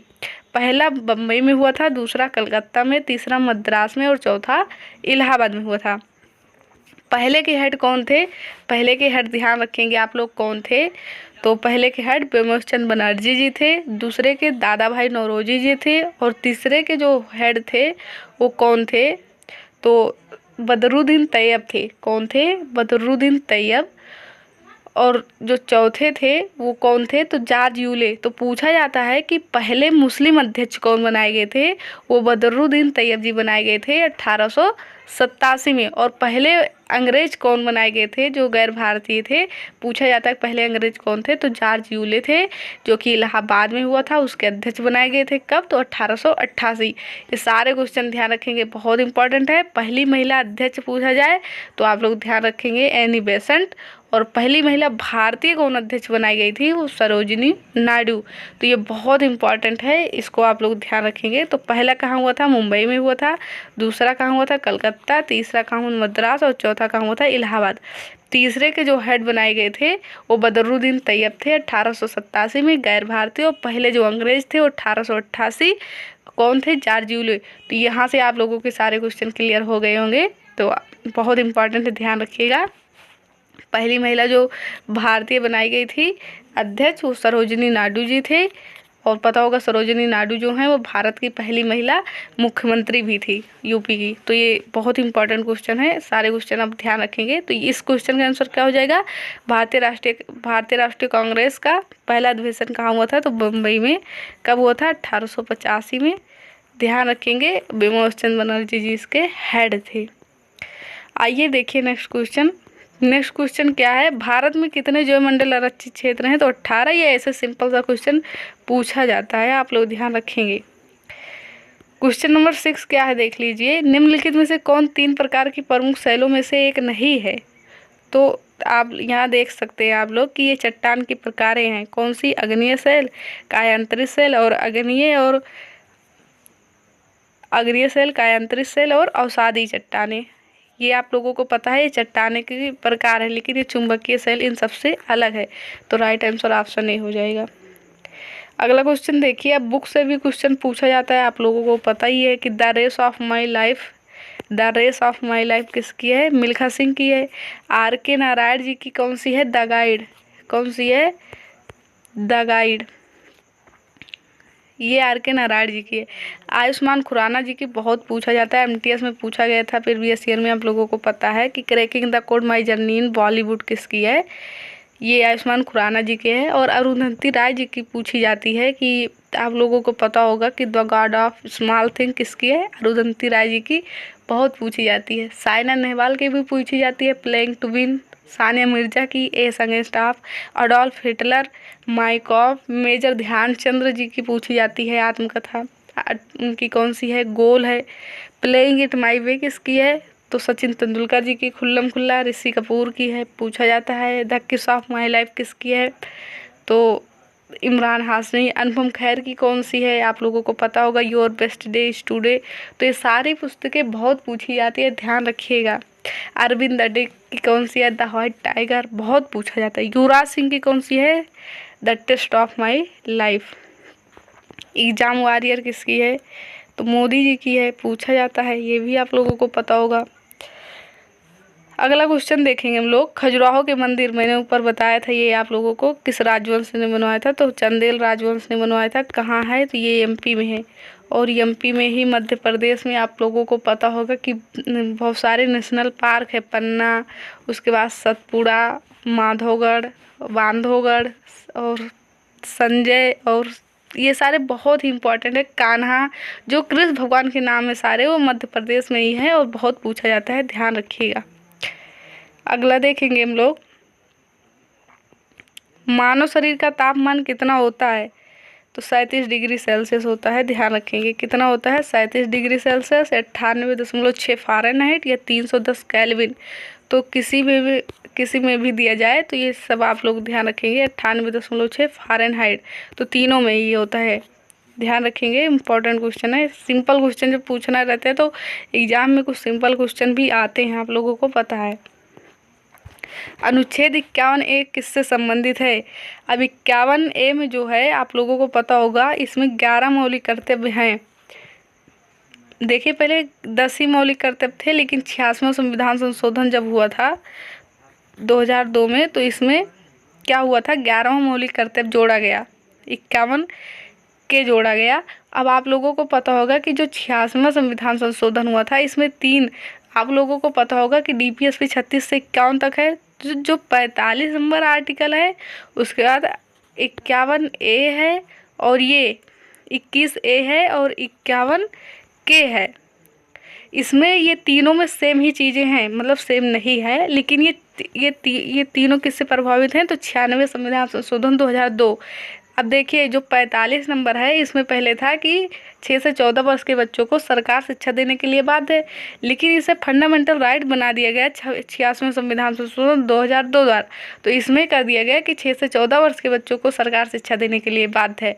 और आर्टिकल 45 में क्या कर दिया गया कि 0 से 6 वर्ष के बच्चों को सरकार को शिक्षा देनी चाहिए, ये 45 में हो गया। तो 51 के में क्या जोड़ दिया गया, 51 के में ये जोड़ा गया कि जो पेरेंट्स हैं उनका ये कर्तव्य बनता है कि वे अपने चाइल्ड को, अपने बच्चे को स्कूल शिक्षा के लिए भेजें। अब वो भेजेंगे तभी तो उन्हें सरकार शिक्षा दे पाएगी, वो उनका मौलिक कर्तव्य है, मौलिक अधिकार है। तो मौलिक अधिकार है, लेकिन जब घर वाले भेजेंगे तभी तो वो पाएंगे शिक्षा, इसलिए 51 ए में मौलिक कर्तव्य में ये जोड़ दिया गया। तो ध्यान रखेंगे, ये भी बहुत पूछा जाता है। 51 के में क्या है, तो ध्यान रखेंगे इसमें क्या है। 51 के में क्या है, तो ध्यान रखेंगे कि जो पेरेंट्स है वो उनका अधिकार, वो उनका मौलिक कर्तव्य होता है कि वो अपने बच्चों को शिक्षा के लिए भेजें। तो ध्यान रखेंगे, तीनों में बहुत इंपॉर्टेंट है। तो 51 किससे संबंधित है, मौलिक कर्तव्य से। और कितने मौलिक कर्तव्य है, 11। 42वें संविधान संशोधन 1976 द्वारा ये जोड़ा गया। और किस समिति की सिफारिश पर, तो सरदार शोर सिंह समिति की सिफारिश पर ये जोड़ा गया था, ध्यान रखेंगे। और ये जरूर ध्यान रखेंगे कि 51 के में क्या है, बहुत ही इंपॉर्टेंट बनता है। राज्य की नीति निर्देशक तत्व तो आप लोगों को पता होगा, 36 से 51 के बीच है, आयरलैंड से लिया गया है। मौलिक कर्तव्य रूस से लिया गया है, मौलिक अधिकार यूएसए से लिया गया है। अगला देखेंगे हम लोग हार्नबिल त्यौहार। हार्नबिल ये अभी आरपीएफ एसआई का जो एग्ज़ाम हुआ था वो पूछा गया था किस माह में मनाया जाता है, तो ध्यान रखेंगे दिसंबर माह में। किस माह में, दिसंबर माह में मनाया जाता है। और 1 दिसंबर से लेकर 10 दिसंबर तक मनाया जाता है, ये ध्यान रखेंगे। नागालैंड का उत्सव है, बहुत मनाया जाता है, हाँ कहाँ का त्यौहार है, तो नागालैंड का त्यौहार है, बहुत ही इम्पोर्टेंट है, ध्यान रखेंगे। उसके बाद बिहार से सोहराय उत्सव जो है बहुत पूछा जाता है। छठ पूजा भी यहीं का है, सरहुल भी यहीं का है। सोनपुर मेला विश्व का सबसे बड़ा पशुओं का मेला है, आप लोगों को पता है, बिहार में ही मनाया जाता है, बिहार में ही लगता है, ध्यान रखेंगे। आंध्र प्रदेश में फ्लेमिंगो उत्सव मनाया जाता है। दुर्गम्मा विशाखा मनाया जाता है, बहुत पूछा जाता है, आप लोग ये सारे क्वेश्चन ध्यान रखेंगे। ढकनी उत्सव भी यहीं का है। असम का 2 बिहू है, 3 प्रकार के बिहू होते हैं, मुंगाली बिहू, कटी बिहू, माघ बिहू। बहुत माजुली भी यहीं का है। दिहिंग पटकाई भी यहीं का है, दिहिंग पटकाई नेशनल पार्क भी यहीं का है। तो ये सारे क्वेश्चन ध्यान रखेंगे। अगला क्वेश्चन देखिए, ब्रह्मपुत्र नदी को दिहांग कहाँ कहा जाता है, तो आप लोगों को पता होगा, बांग्लादेश में इसे क्या बोला जाता है, जमुना बोला जाता है। तिब्बत क्षेत्र से निकलती है, तिब्बत में से तो सांगपो कहा जाता है, तिब्बत में सांगपो बोला जाता है, क्या बोला जाता है, सांगपो। तिब्बत में इसे सांगपो बोला जाता है। और जब ये अरुणाचल प्रदेश में पहुंचती है तो इसे दिहांग बोला जाता है। और असम में इसे ब्रह्मपुत्र बोला जाता है। और सबसे बड़े नदी द्वीप जाल का निर्माण भी, सबसे बड़े नदी द्वीप का निर्माण भी कहाँ करती है, असम में। फिर ये जाकर बांग्लादेश में मिल जाती है, बांग्लादेश से में पहुंचती है तो इसे जमुना कहा जाता है। उसके बाद बेआब बंगाल की खाड़ी में जाती है, लेकिन उससे पहले ये गंगा नदी से मिलती है, जहाँ पर ये मेघना कहलाती है। दोनों जब संयुक्त रूप से मिलती हैं तो, और वहाँ बेआब बंगाल में गिरने से पहले सुंदरवन डेल्टा का निर्माण करती हैं। तो ये सारे क्वेश्चन का आप लोग ध्यान रखेंगे। तो यहाँ से राइट आंसर क्या हो जाएगा, ब्रह्मपुत्र नदी को दिहांग कहाँ कहा जाता है, तो दिहांग कहाँ कहा जाता है, अरुणाचल प्रदेश में। आगे क्वेश्चन देखेंगे, क्वेश्चन नंबर 13। क्वेश्चन नंबर 13 क्या है, यामिनी कृष्णमूर्ति का संबंध किस क्लासिकल डांस से है, तो ध्यान रखेंगे कि जो भरतनाट्यम में है, भरतनाट्यम प्लस कुचिपुड़ी दोनों से है, ध्यान रखेंगे। तो ऑप्शन में भरतनाट्यम है, तो यहाँ भरतनाट्यम ध्यान रखेंगे। भरतनाट्यम के कुछ प्रसिद्ध कलाकार हैं, आप लोगों को पता होगा, यामिनी कृष्णमूर्ति, वैजंती माला, रुक्मिणी देवी अरुणडेल, पद्मा सुब्रमण्यम, अल्लारमेल बेल्ली, टी बाला सरस्वती। ये सभी बहुत पूछी जाती हैं, इन सभी का आप लोग नाम ध्यान रखेंगे। तो यहाँ यामिनी कृष्णमूर्ति जी का आप लोगों को पता होगा 2024 में निधन हुआ है, तो ये बहुत ही पूछी जाएंगे, ध्यान रखेंगे आप लोग। और डॉक्टर जाकिर हुसैन तबला वादक थे, प्रसिद्ध तबला वादक, इनका भी निधन हो गया है, ये भी ध्यान रखेंगे, वो भी बहुत पूछे जाएंगे। ये सारे क्वेश्चन ध्यान रखेंगे। और यामिनी कृष्णमूर्ति जी से ध्यान रखेंगे कि आ पैशन ऑफ डांस, इनकी ऑटोबायोग्राफी है, ये भी पूछी जा सकती है। WHO का मुख्यालय हेडक्वार्टर कहाँ है? तो जिनेवा में है, आप लोगों को पता होगा। रोम में किसका है? FAO का है। और वाशिंगटन DC में किसका है? तो ध्यान रखेंगे वर्ल्ड बैंक और IMF दोनों का है। IMF का और वर्ल्ड बैंक दोनों का है, ध्यान रखेंगे। पेरिस में किसका है? तो यूनेस्को का। पेरिस में किसका है? तो यूनेस्को का है, ध्यान रखेंगे, ये भी पूछा जाता है। और आज का ये लास्ट क्वेश्चन हम लोगों का, और इसका आंसर आप लोग कमेंट बॉक्स में बताएंगे कि भारत में पंचायती राज दिवस किस तिथि को मनाया जाता है। ये आंसर आप लोग होमवर्क ये है आप लोगों का, और इसका आंसर कमेंट बॉक्स में आप लोग ज़रूर बताएगा। और हम बता देते हैं ये क्वेश्चन जो यहाँ से बहुत पूछा जाता है कि सबसे पहले तो आप लोग ये ध्यान रखेंगे कि पंचायती राज का वर्णन भारतीय संविधान के भाग 9 में है। भाग 9 में है। अनुसूची की बात कर ले हम लोग तो पता होगा 9वीं अनुसूची में क्या है? तो भूमि सुधार से संबंधित। और उसके बाद 10वीं अनुसूची दल बदल से संबंधित। 11वीं अनुसूची पंचायत से संबंधित। तो ये 11वीं अनुसूची है, ध्यान रखेंगे। और ये किस नंबर का संविधान संशोधन था? तो 73वां संविधान संशोधन था, जो कि 1992 में हुआ था। ये ध्यान रखेंगे आप लोग। तो भाग 9 अनुसूची 11 में है। और पंचायत का वर्णन भारतीय संविधान के अनुच्छेद किस में है? तो अनुच्छेद 40 में। पंचायती राज व्यवस्था सर्वप्रथम किस राज्य में लागू हुए थे? तो 2 अक्टूबर 1969 को आप लोग ध्यान रखेंगे, राजस्थान के नागौर जिले में। तो भारतीय चुनाव आयोग की स्थापना कब की गई थी? अब आप लोग जानते हैं कि ऐसे क्वेश्चन हर एग्जाम में पूछे जाते हैं, चाहे वो UPP हो, चाहे वो ग्रुप RRB ग्रुप D हो, चाहे वो RPF हो, चाहे CGL हो, चाहे CHSL हो। ये सारे क्वेश्चन ऐसे हैं जो कि हर एग्जाम में मिलते हैं। तो भारतीय चुनाव आयोग की स्थापना कब की गई थी? तो आप लोगों को पता होगा कि 25 जनवरी 1950 को की गई थी। और यही कारण है कि आप लोग जानते हैं कि 25 जनवरी को राष्ट्रीय मतदाता दिवस के रूप में भी मनाया जाता है।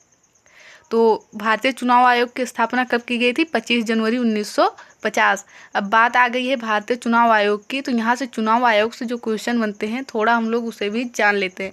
तो पहला तो क्वेश्चन ये नोट कर लीजिएगा कि वर्तमान में मुख्य चुनाव आयुक्त कौन है?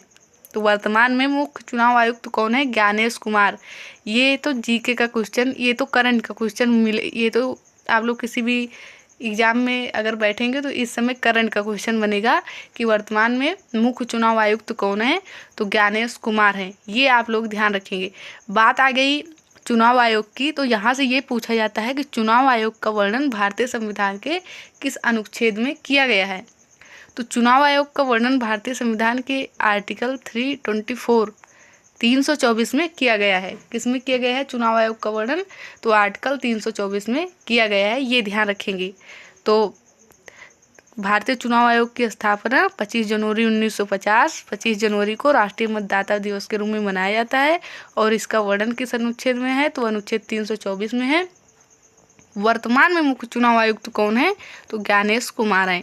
इतने सारे फैक्ट आप लोगों को ध्यान में रखना है। अब बात आ गई कि महासागरों के सतही जल का तापमान कितना होता है? तो राइट आंसर क्या हो जाएगा? ये क्वेश्चन बनता है, आप लोगों को पता है कि जियोग्राफी से क्वेश्चन ही बनता है। तो महासागरों के सतही जल का तापमान कितना होता है? 17 डिग्री सेल्सियस। अब यहाँ से ये ध्यान रखेंगे कि कितने महासागर हैं, तो इसको सबको वैसे पता ही होगा। प्रशांत महासागर, अटलांटिक, हिंद महासागर, दक्षिण महासागर और आर्कटिक महासागर। ये ट्रिक है एक, पैसा ध्यान रखेंगे और पैसा से इन पांचों के नाम अच्छे से ध्यान रख पाएंगे। जानते होंगे आप लोग कि महाद्वीप कितने हैं? तो महाद्वीप की बात आए तो आप लोगों को पता होगा 7 महाद्वीप है। अब महासागर 5 हैं, लेकिन यहाँ से ये क्वेश्चन बनता है कि सबसे बड़ा महासागर कौन सा है, सबसे गहरा महासागर कौन है?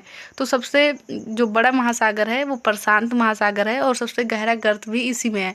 और आप लोगों को पता होगा कि सबसे गहरा गर्त कौन सा है, उसका नाम क्या है? तो मेरियाना गर्त है। और किस में है ये? तो प्रशांत महासागर में है, ये भी ध्यान रखेंगे। बात आया कि कॉन्टिनेंट महाद्वीप कितने हैं? तो 7 है। सबसे बड़ा महाद्वीप पूछे तो एशिया महाद्वीप, लेकिन आजकल सबसे बड़ा नहीं पूछता, ये सबसे सेकंड यानी कि दूसरा पूछता है। तो दूसरा ध्यान रखेंगे साउथ अफ्रीका, दक्षिण अफ्रीका है। सारे क्वेश्चन इंपॉर्टेंट है, ध्यान रखिएगा। प्रीवियस ईयर में पूछे गए सारे क्वेश्चन हैं। निम्नलिखित में से कौन सा राज्य भारत का पहला जैविक खेती वाला राज्य बना? तो ये सबको पता होगा, और ये अभी हाल ही में पता होगा कि करंट अफेयर का क्वेश्चन बना है कि जैविक जो मत्स्य उत्पादन है इसकी शुरुआत भी कहाँ हुई है? तो ये भी सिक्किम में ही हुई है। तो पहला जैविक खेती वाला राज्य भी कौन सा बना? तो सिक्किम बना। और कब बना ये पूछा जाता है। तो जो सिक्किम है ये जैविक खेती का मतलब होता है कि यहाँ पर केमिकल का यूज नहीं किया जाता है कृषि करने में। तो पहला जैविक खेती वाला राज्य जो है वो सिक्किम बना। अब यहाँ नागालैंड आ गया है, तो नागालैंड से आप लोग ध्यान रखेंगे कि नागालैंड में एक उत्सव मनाया जाता है जिसे बोला जाता है हार्नबिल। तो ये बहुत पूछा जाता है, यहाँ स्टैटिक से क्वेश्चन ध्यान रखेंगे कि हार्नबिल त्यौहार कहाँ मनाया जाता है। तो वो ध्यान रखेंगे कि नागालैंड में मनाया जाता है। सिक्किम 2016 में जैविक खेती वाला राज्य बना, ध्यान रखेंगे। अब देखिए ये सारे क्वेश्चन आप लोगों को बहुत बेसिक से लग रहे होंगे क्योंकि ये सारे एग्जाम में पूछे जाते हैं ऐसे क्वेश्चन हैं। भारत में पहली ट्रेन का उद्घाटन कब हुआ? अब पता होगा आप लोगों को कि डलहौजी को भारतीय रेलवे का जनक माना जाता है, यानी कि भारत में पहली बार रेल किसने चलवाई थी अगर क्वेश्चन आता है तो राइट आंसर क्या हो जाता है? डलहौजी। आप लोगों को पता होगा कि वुड डिस्पैच जो आया था, बहुत पूछा जाता है कि वुड डिस्पैच जो है वो किससे रिलेटेड है? तो पता होगा एजुकेशन से रिलेटेड है, लेकिन पूछा जाता है किसके समय आया था? तो वो डलहौजी के समय ही आया था वुड डिस्पैच जो था। और भारत में रेल सबसे पहले किसने चलवाई थी? तो वो डलहौजी ने ही चलवाई थी। किसने चलवाई थी? डलहौजी ने चलवाई थी। और कहाँ से कहाँ के बीच चलाई थी ये पूछा जाता है स्थान। तो पहली ट्रेन ये हाईलाइट ये नहीं करना था, हाईलाइट मुंबई से ठाणे के बीच, ये 2 स्थान ध्यान रखना है कि पहली बार ट्रेन किन 2 स्थानों के बीच चली थी? तो मुंबई से ठाणे के बीच में चली थी, ये ध्यान रखेंगे। कब चली थी बात आती है ये? तो 1853 में। 1853 में भारत में पहली बार ट्रेन चली थी, वो डलहौजी ने चलवाई थी और मुंबई से ठाणे के बीच में चलवाई थी। और डलहौजी की बात आ जाए तो डलहौजी से ध्यान रखना है कि डलहौजी के समय वुड डिस्पैच आया था, और डलहौजी था उसी के समय वुड डिस्पैच तो आया था। साथ ही साथ ये ध्यान रखेंगे कि हड़प नीति किसने चलाई थी? तो हड़प नीति चलवाई थी डलहौजी ने ही, ये भी ध्यान रखेंगे। हड़प नीति के द्वारा आप लोग जानते होंगे कि दत्तक पुत्र को गोद नहीं लिया जा, किसी भी यदि आपके संतान नहीं है तो आप किसी दूसरे के संतान को गोद नहीं ले सकते थे। और इसके द्वारा वो क्या करते थे? जिनके बेटे नहीं होते थे उनके राज्य को वो अपने में मिला लेते थे, उस पर अपना अधिकार कर लेते थे। भारत के प्रथम मुख्यमंत्री कौन थे? तो भारत के प्रथम मुख्यमंत्री यहाँ पर नहीं होना था, यहाँ से जो क्वेश्चन बनेगा, क्योंकि आप लोगों को पता होगा एग्जाम में क्वेश्चन ये आता है, ये तो भारत की पहली महिला मुख्यमंत्री, प्रथम मुख्यमंत्री नहीं आता। यहाँ पर जो क्वेश्चन बनाया था मैंने ये सोचकर क्या भारत के पहले रक्षा मंत्री कौन थे, ये बहुत पूछा जाता है। तब कैसे ध्यान रखेंगे? रक्षा कौन कर सकता है? जिसके अंदर बल होगा ना। तो ट्रिक अच्छी सी है कि भारत के पहले यहाँ पर ये मुख्यमंत्री हटाकर रक्षा मंत्री कर लीजिएगा। भारत के प्रथम रक्षा मंत्री कौन थे? तो बलदेव सिंह थे, ये नाम ध्यान रखिएगा। अब यहाँ से जो क्वेश्चन इंपॉर्टेंट है वो देख लीजिए कि भारत की पहली महिला, यहाँ मुख्यमंत्री की बात आई है तो यहाँ से ये ध्यान रखिए कि भारत की पहली, इंडिया की पहली फर्स्ट वुमन सीएम कौन थी? तो भारत की पहली महिला सीएम कौन थी? तो ध्यान रखेंगे सुचेता कृपलानी। भारत की पहली महिला मुख्यमंत्री कौन थी? सुचेता कृपलानी थी। कहाँ की थी? तो यूपी की थी। वहीं पर बात आ जाए कि भारत की पहली महिला गवर्नर या भारत की पहली महिला राज्यपाल कौन थी? वो ध्यान रखेंगे कि सरोजिनी नायडू जी थी, और वो भी कहाँ की थी? तो यूपी की ही थी। दोनों ध्यान रखेंगे, पहली महिला मुख्यमंत्री सुचेता कृपलानी, यूपी की पहली महिला राज्यपाल भी कौन थी? तो वो सरोजिनी नायडू। अगर मुख्यमंत्री पूछे पहली महिला तो सुचेता कृपलानी, और पहली महिला गवर्नर या राज्यपाल पूछे तो वो हो जाएंगी, कौन हो जाएगी? सरोजिनी नायडू। दोनों यूपी की ही थी, ये ध्यान रखेंगे। बात आ जाए पहली महिला प्रधानमंत्री तो इंदिरा गांधी थी। पंडित जवाहरलाल नेहरू भारत के फर्स्ट प्रधानमंत्री थे, आप लोगों को पता होगा। नेक्स्ट क्वेश्चन देखिए, भारत की पहली अंडर वाटर परियोजना किस शहर में शुरू हुई? तो कोलकाता में शुरू हुई, ध्यान रखेंगे। हवा महल कहाँ है? तो वो जयपुर में है, आप लोगों को पता होगा। अब यहाँ से आप लोगों को पता होगा कि एक क्वेश्चन पूछा जाता है कि या तो पूछा जाएगा बंगाल का शोक किसे कहा जाता है, पूछा जाता है बिहार का शोक किसे कहा जाता है, पूछा जाता है चीन का शोक किसे कहा जाता है। तो यहाँ से तीनों क्वेश्चन ध्यान रखेंगे। बात आ जाए कि बंगाल का शोक किसे कहते हैं, तो बंगाल का शोक किसे कहते हैं? राइट आंसर क्या हो जाएगा, दामोदर नदी। दामोदर नदी को बंगाल का शोक कहा जाता है। और बिहार का शोक किसे कहा जाता है, तो कोसी नदी। और हुआंगो नदी को किसका शोक कहा जाता है, चीन का। तो चीन का शोक हुआंगो नदी, बंगाल का शोक दामोदर नदी, और बिहार का शोक किसे कहा जाता है, तो कोसी नदी। तीनों को ध्यान रखेंगे। और वहीं पर बात आ जाए कि दक्षिण भारत की सबसे लंबी नदी कौन सी है, तो आप लोगों को पता होगा दामोदर नदी। प्रायद्वीपीय भारत की सबसे लंबी नदी कौन सी है, तो गोदावरी नदी। ध्यान रखेंगे कि दक्षिण भारत या तो पूछेगा दामोदर, सॉरी, या तो पूछेगा प्रायद्वीपीय नदी या कहेगा दक्षिण भारत। या तो पूछेगा प्रायद्वीपीय भारत या तो पूछेगा दक्षिण भारत, क्योंकि पता होगा कि दक्षिण भारत को प्रायद्वीपीय भारत भी कहा जाता है। तो पूछेगी प्रायद्वीपीय भारत की सबसे लंबी नदी कौन सी है, तो ध्यान रखेंगे गोदावरी नदी। ज्ञानी जैल सिंह के समाधि स्थल को क्या कहते हैं। समाधि स्थल से भी एक क्वेश्चन आता ही है, चाहे जिसका पूछे, लेकिन एक का पूछता जरूर है। तो ज्ञानी जैल सिंह के समाधि स्थल को कहा जाता है एकता स्थल। अच्छा, शांतिवन किसके समाधि स्थल को कहा जाता है, तो ध्यान रखेंगे किसके, तो ध्यान रखेंगे पंडित जवाहरलाल नेहरू। पंडित जवाहरलाल नेहरू जी के समाधि स्थल को क्या कहा जाता है, शांतिवन कहा जाता है। चैत्रा भूमि, चैत्रा नहीं है, डबल है, मतलब डबल मात्रा है ये। चैत्र भूमि किसे कहा जाता है, तो डॉक्टर BR अम्बेडकर जी के भूमि को कहा जाता है। शक्ति स्थल इंदिरा गांधी जी के समाधि स्थल को कहा जाता है। ये ध्यान रखेंगे, शक्ति स्थल इंदिरा गांधी जी के। और राजघाट गांधी जी की, ये तो पता होगा कि गांधी जी के समाधि स्थल को राजघाट, इंदिरा गांधी जी के समाधि स्थल को शक्ति स्थल, एकता ज्ञानी जैल सिंह का है, चैत्रा डॉक्टर BR अम्बेडकर जी का है, और शांतिवन किसका है, तो ध्यान रखेंगे किसका है, शांतिवन है पंडित जवाहरलाल नेहरू जी का। बढ़ते हैं आगे। निम्नलिखित में से भारत का पहला उपग्रह कौन सा है, ये सभी मतलब बहुत ही इम्पोर्टेंट है। तो आर्यभट्ट है, ये पहला प्राकृतिक उपग्रह है, ध्यान रखेंगे। पहली मिसाइल अग्नि थी भारत की। तो भारत का पहला प्राकृतिक उपग्रह कौन सा है, आर्यभट्ट है। निम्नलिखित में से हर्ट किसका मात्रक है, शक्ति का मात्रक, बल का मात्रक, आवृत्ति का मात्रक, या कार्य का मात्रक। तो कार्य का मात्रक क्या होता है, कार्य या ऊष्मक मात्रक तो जूल होता है। आवृत्ति का मात्रक क्या हो जाएगा, हर्ट्ज हो जाएगा। शक्ति का मात्रक क्या होता है, वाट होता है। और बल का मात्रक क्या होता है, न्यूटन या डाइन दोनों होता है, ध्यान रखेंगे। आगे बढ़ते हम लोग। विटामिन ए का रासायनिक नाम क्या है, सबका जान लेंगे। A B C D E और K इतना होता है। B और C पानी में घुलनशील, और ADEK किस में घुलनशील होते हैं, तो ध्यान रखेंगे ADEK किस में होते हैं, तो वो वसा में घुलनशील होते हैं। तो vitamin A B C D E और K इनका ध्यान रखेंगे, रासायनिक नाम पूछा जाता है, ये K है। तो विटामिन ए का रासायनिक नाम क्या होता है, रेटिनॉल। B का क्या हो जाता है, थायमीन। विटामिन C का क्या होता है, एस्कर्बिक। और विटामिन D का क्या होता है, कैल्सिफेरॉल।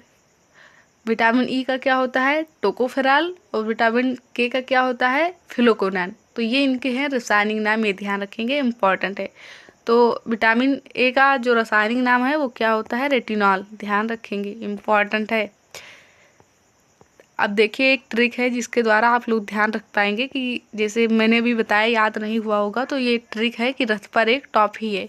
क्या है, रथ पर एक टॉफी है, और इसके द्वारा आप लोग सभी के रासायनिक नाम अच्छे से ध्यान रख पाएंगे। र से हो जाएगा रेटिनॉल, था से हो जाएगा थायमीन, पर को हटा दीजिएगा, ए से हो जाएगा एस्कर्बिकम, और का से हो जाएगा कैल्सिफेरॉल, टा से हो जाएगा टोकोफेरॉल, और एफ से हो जाएगा फ्लूकोनान। तो इस ट्रिक के माध्यम से आप लोग इनके रासायनिक नाम को ध्यान रखेंगे। और मैंने यहाँ पर बताया आप लोगों को क्या कि बी और सी की कमी से बी और सी किस में घुलनशील हैं, तो ये पानी में घुलनशील या वाटर जो कहें आप लोग। और विटामिन ADE किस में है, तो ये ध्यान रखेंगे वसा में। जिसे इसको हम लोग क्या पढ़ते हैं, उल्टा पढ़ते हैं, तो कीड़ा इसको मिलाकर हो जाता है, क्या हो जाता है, कीड़ा। तो कीड़ा किस में होते हैं, वसा में। जहाँ मीठा होगा वहीं तो कीड़े इकट्ठे होते हैं, तो कीड़ा वसा में हो जाएगा। और बी और सी किस में हो जाएंगे, पानी में। तो ध्यान रखेंगे। नेक्स्ट हम लोग बढ़ते हैं आगे। कामाख्या मंदिर कहाँ स्थित है, कामाख्या मंदिर कहाँ स्थित है, तो सभी को ये पता होगा कहाँ है, असम में है। कहाँ पर है, असम में। असम में कौन से इस मंदिर में कौन सा मेला लगता है, बहुत पूछा जाता है। तो अम्बुबाची मेला लगता है। कौन सा मेला लगता है? अम्बुबाची। असम के गुवाहाटी में कामाख्या मंदिर स्थित है, ध्यान रखेंगे। और उड़ीसा के कुछ मंदिर हैं जो बहुत पूछे जाते हैं, आप लोगों को पता होगा। उड़ीसा का सबसे बड़ा मंदिर कौन सा है? लिंगराज मंदिर है। कौन सा है? लिंगराज मंदिर। इंपॉर्टेंट है, पूछा जाता है कहाँ का है, तो उड़ीसा का। वैसे ध्यान रखेंगे जगन्नाथ मंदिर कहाँ है? उड़ीसा, पूरी उड़ीसा में है। तो जगन्नाथ मंदिर भी बहुत पूछा जाता है कहाँ का है, तो उड़ीसा पुरी में है। लिंगराज मंदिर भी यहीं है, ध्यान रखेंगे। दिलवाड़ा मंदिर कहाँ है? पता होगा, माउंट आबू कहाँ? राजस्थान में है, बहुत पूछा जाता है। कोणार्क सूर्य मंदिर कहाँ है? उड़ीसा में, जिसे ब्लैक बेगो क्या कहा जाता है? Black pagoda. और उसके बाद एक कोणार्क मंदिर कंबोडिया देश में भी है, ये भी ध्यान रखेंगे। तो ये मंदिर कुछ हैं जो कि इम्पोर्टेंट है। बृहदेश्वर मंदिर कहाँ है? तमिलनाडु में, बहुत पूछा जाता है। महाबलेश्वर, तमिलनाडु। तो कुछ मंदिर हैं जो आप लोग ध्यान रखेंगे। विटामिन डी की कमी से कौन सा रोग होता है? तो विटामिन डी की कमी से कौन सा रोग होता है? रिकेट्स। विटामिन ए की कमी से, गाजर में कौन सी विटामिन पाई जाती है? Vitamin A. बेरी रोग किसकी कमी से होता है? Vitamin B1। और विटामिन सी की कमी से कौन सा रोग होता है? स्कर्वी। ध्यान रखेंगे सारे। यामिनी कृष्णमूर्ति तो पूछी ही जाएंगी, क्यों? क्योंकि आप लोगों को पता होगा कि इनकी डेथ हो चुकी है, तो 2024 में हुई है। तो बहुत इम्पॉर्टेंट है। ये किस क्लासिकल डांस से संबंधित है? तो भरतनाट्यम प्लस कुचिपुड़ी, दोनों से हैं। भरतनाट्यम और कुचिपुड़ी दोनों होगा ऑप्शन में, तो दोनों सही होगा। तो ध्यान रखेंगे कि भरतनाट्यम कुचिपुड़ी दोनों से संबंधित है। अ पैशन ऑफ डांस इनकी ऑटोबायोग्राफी है। क्या? अ पैशन ऑफ डांस इनकी ऑटोबायोग्राफी है, जो कि पूछा जा सकता है, ध्यान रखेंगे। अ पैशन ऑफ डांस बहुत इंपॉर्टेंट है, ध्यान रखेंगे। इनकी ऑटोबायोग्राफी का क्या नाम है? A passion of dance. और ये भरतनाट्यम कुचिपुड़ी से जुड़ी हैं, ध्यान रखेंगे। कितने क्लासिकल डांस है आप लोगों को पता होगा? 8 क्लासिकल डांस है। भरतनाट्यम तमिलनाडु का है, ये भी ध्यान रखेंगे। भरतनाट्यम, मोहिनीअट्टम और कथकली कहाँ का है? तो ये 2 हैं कहाँ के? केरल के, ये भी ध्यान रखेंगे। कथक कहाँ का है? तो यूपी का। कथक कहाँ का है? यूपी का। और एक है कुचिपुड़ी, कहाँ का है वो? आंध्र प्रदेश का। ओडिसी है एक, उड़ीसा का ही है। मणिपुरी है, मणिपुर का है। और एक सत्रिया है जो कि कहाँ का है? असम का। तो 8 क्लासिकल डांस है, ये भी ध्यान रखेंगे आप लोग। पेंच नेशनल पार्क, तो पेंच हो गया, पन्ना हो गया। उसके बाद जो कृष्ण भगवान के नाम होते हैं, कान्हा हो गया। उसके बाद बांधवगढ़ हो गया, संजय हो गया, सतपुड़ा हो गया। ये सारे कहाँ के हैं? MP के हैं। कहाँ के हैं? MP के हैं, ध्यान रखेंगे। और राइट आंसर ये हो जाएगा, ये ऑप्शन सारे गलत हैं। तो ये चांद प्रभा कहाँ का है? तो आप लोगों को पता होगा। दुधवा नेशनल पार्क कहाँ का है? उत्तर प्रदेश का है। हरियाणा का सुल्तानपुर ग्लेशियर है, पता होगा। उसके बाद दर्रा, ये कहाँ का है? राजस्थान का है। कहाँ का है? राजस्थान का है, ध्यान रखेंगे। केवला नेशनल पार्क कहाँ का है? वो भी राजस्थान का ही है। काजीरंगा नेशनल पार्क एक सींग वाले गैंडे के लिए प्रसिद्ध है, कहाँ का है वो? असम का है। तो कुछ नेशनल पार्क हैं जो आप लोग ध्यान रखेंगे। संविधान को अंगीकृत कब किया गया? तो 26 नवंबर 1949। 26 नवंबर 1949 संविधान दिवस के रूप में 26 नवंबर को ही मनाया जाता है, आप लोगों को पता होगा। बात आ गई संविधान की, तो यहाँ से थोड़ी बेसिक बातें जान लेते हैं। संविधान सभा प्रेम, आप लोगों को पता होगा कि संविधान सभा का गठन कब किया गया? तो जुलाई 1946। जुलाई 1946 में संविधान सभा का गठन किया गया था, आप लोगों को पता होगा। इसमें टोटल मेंबर कितने थे? तो 389 मेंबर थे। और पूछा जाता है कि डॉक्टर BR अम्बेडकर कहाँ से, किस प्रांत से संबंधित थे? तो वो बंगाल से संबंधित थे, ये भी ध्यान रखेंगे। इसमें टोटल महिलाएं कितनी थी? तो 15 महिलाएं इसमें सम्मिलित थी, ये भी ध्यान रखेंगे। संविधान सभा की पहली बैठक कब हुई थी? तो 9 दिसंबर 1946 में। 9 दिसंबर 1946 में। जिसके पहले अध्यक्ष कौन बनाए गए थे? तो डॉक्टर सच्चिदानंद सिन्हा, जो कि एक अस्थायी अध्यक्ष थे। जब 11 दिसंबर 1946 को बैठक हुई, तो उसके अस्थायी अध्यक्ष कौन बना दिए गए थे? डॉक्टर राजेंद्र प्रसाद। उसके बाद आप लोगों को पता होगा 13 दिसंबर 1946 को क्या हुआ था कि पंडित जवाहरलाल नेहरू जी ने संविधान सभा में क्या प्रियम्बल प्रस्तावना को पेश किया था, जो स्वीकार कब किया गया था? 22 जुलाई 1947 को। 22 जुलाई 1947 को। ध्यान रखेंगे, सारे पॉइंट इंपॉर्टेंट है। उसके बाद आप लोग क्या ध्यान रखेंगे कि संविधान को जब पारित किया गया तब उसमें कितने लोगों ने, टोटल 389 थे, तो उसमें सिग्नेचर कुल कितने लोगों ने किया था, तो 284। सारी बातों को ध्यान रखेंगे, सारे इम्पॉर्टेंट हैं। पूछा जाता है प्रियम्बल में अब तक कितनी बार संशोधन हुआ है, तो मात्र 1 बार हुआ है। पंथनिरपेक्ष, समाजवादी और अखंडता 3 नए शब्द उसमें जोड़े गए। आइए नेक्स्ट क्वेश्चन पर बढ़ते हैं। क्वेश्चन क्या है हम लोगों का, भारतीय संविधान के उद्देश्य में पंथनिरपेक्ष शब्द कब जोड़ा गया, तो ध्यान रखेंगे कब जोड़ा गया, 42वें संविधान संशोधन 42 कॉन्स्टिट्यूशन अमेंडमेंट 1976। अच्छा, इसे कैसे ध्यान रखते हैं, आप लोग बहुत कंफ्यूज होते हैं कि 42वां संविधान संशोधन 1976 और 44वां संविधान संशोधन 1978, तो ये कंफ्यूज हो जाते हैं कि 42वां 1976 में हुआ था या 44वां। तो ध्यान क्या रखना है, 4 कितना हो जाता है 6, तो 1976, और 4 कितना हो जाता है 8, तो जो 44वां है वो 1978 में हो जाता है। तो 42वां मात्र संविधान की प्रस्तावना में 1 बार संशोधन हुआ है, 1976 में हुआ, जिसमें समाजवादी, पंथनिरपेक्ष और अखंडता ये 3 नए शब्द जोड़े गए थे। आप लोगों को पता होगा कि केशवानंद भारतीय केरलवाद हुआ था, जिसमें स्वीकार किया गया था कि जो प्रस्तावना है वो संविधान का अंग है, उसमें जो है संशोधन किया जा सकता है। तो उसी के द्वारा फिर इसमें हुआ था ये, क्योंकि उसमें कहा गया था कि संविधान की प्रस्तावना में हो सकता है लेकिन इसके मूल ढांचे में नहीं हो सकता। आगे देखेंगे हम लोग। पूछा जाता है कि केशवानंद भारतीय केरलवाद कब हुआ था, तो ध्यान रखेंगे कब हुआ था।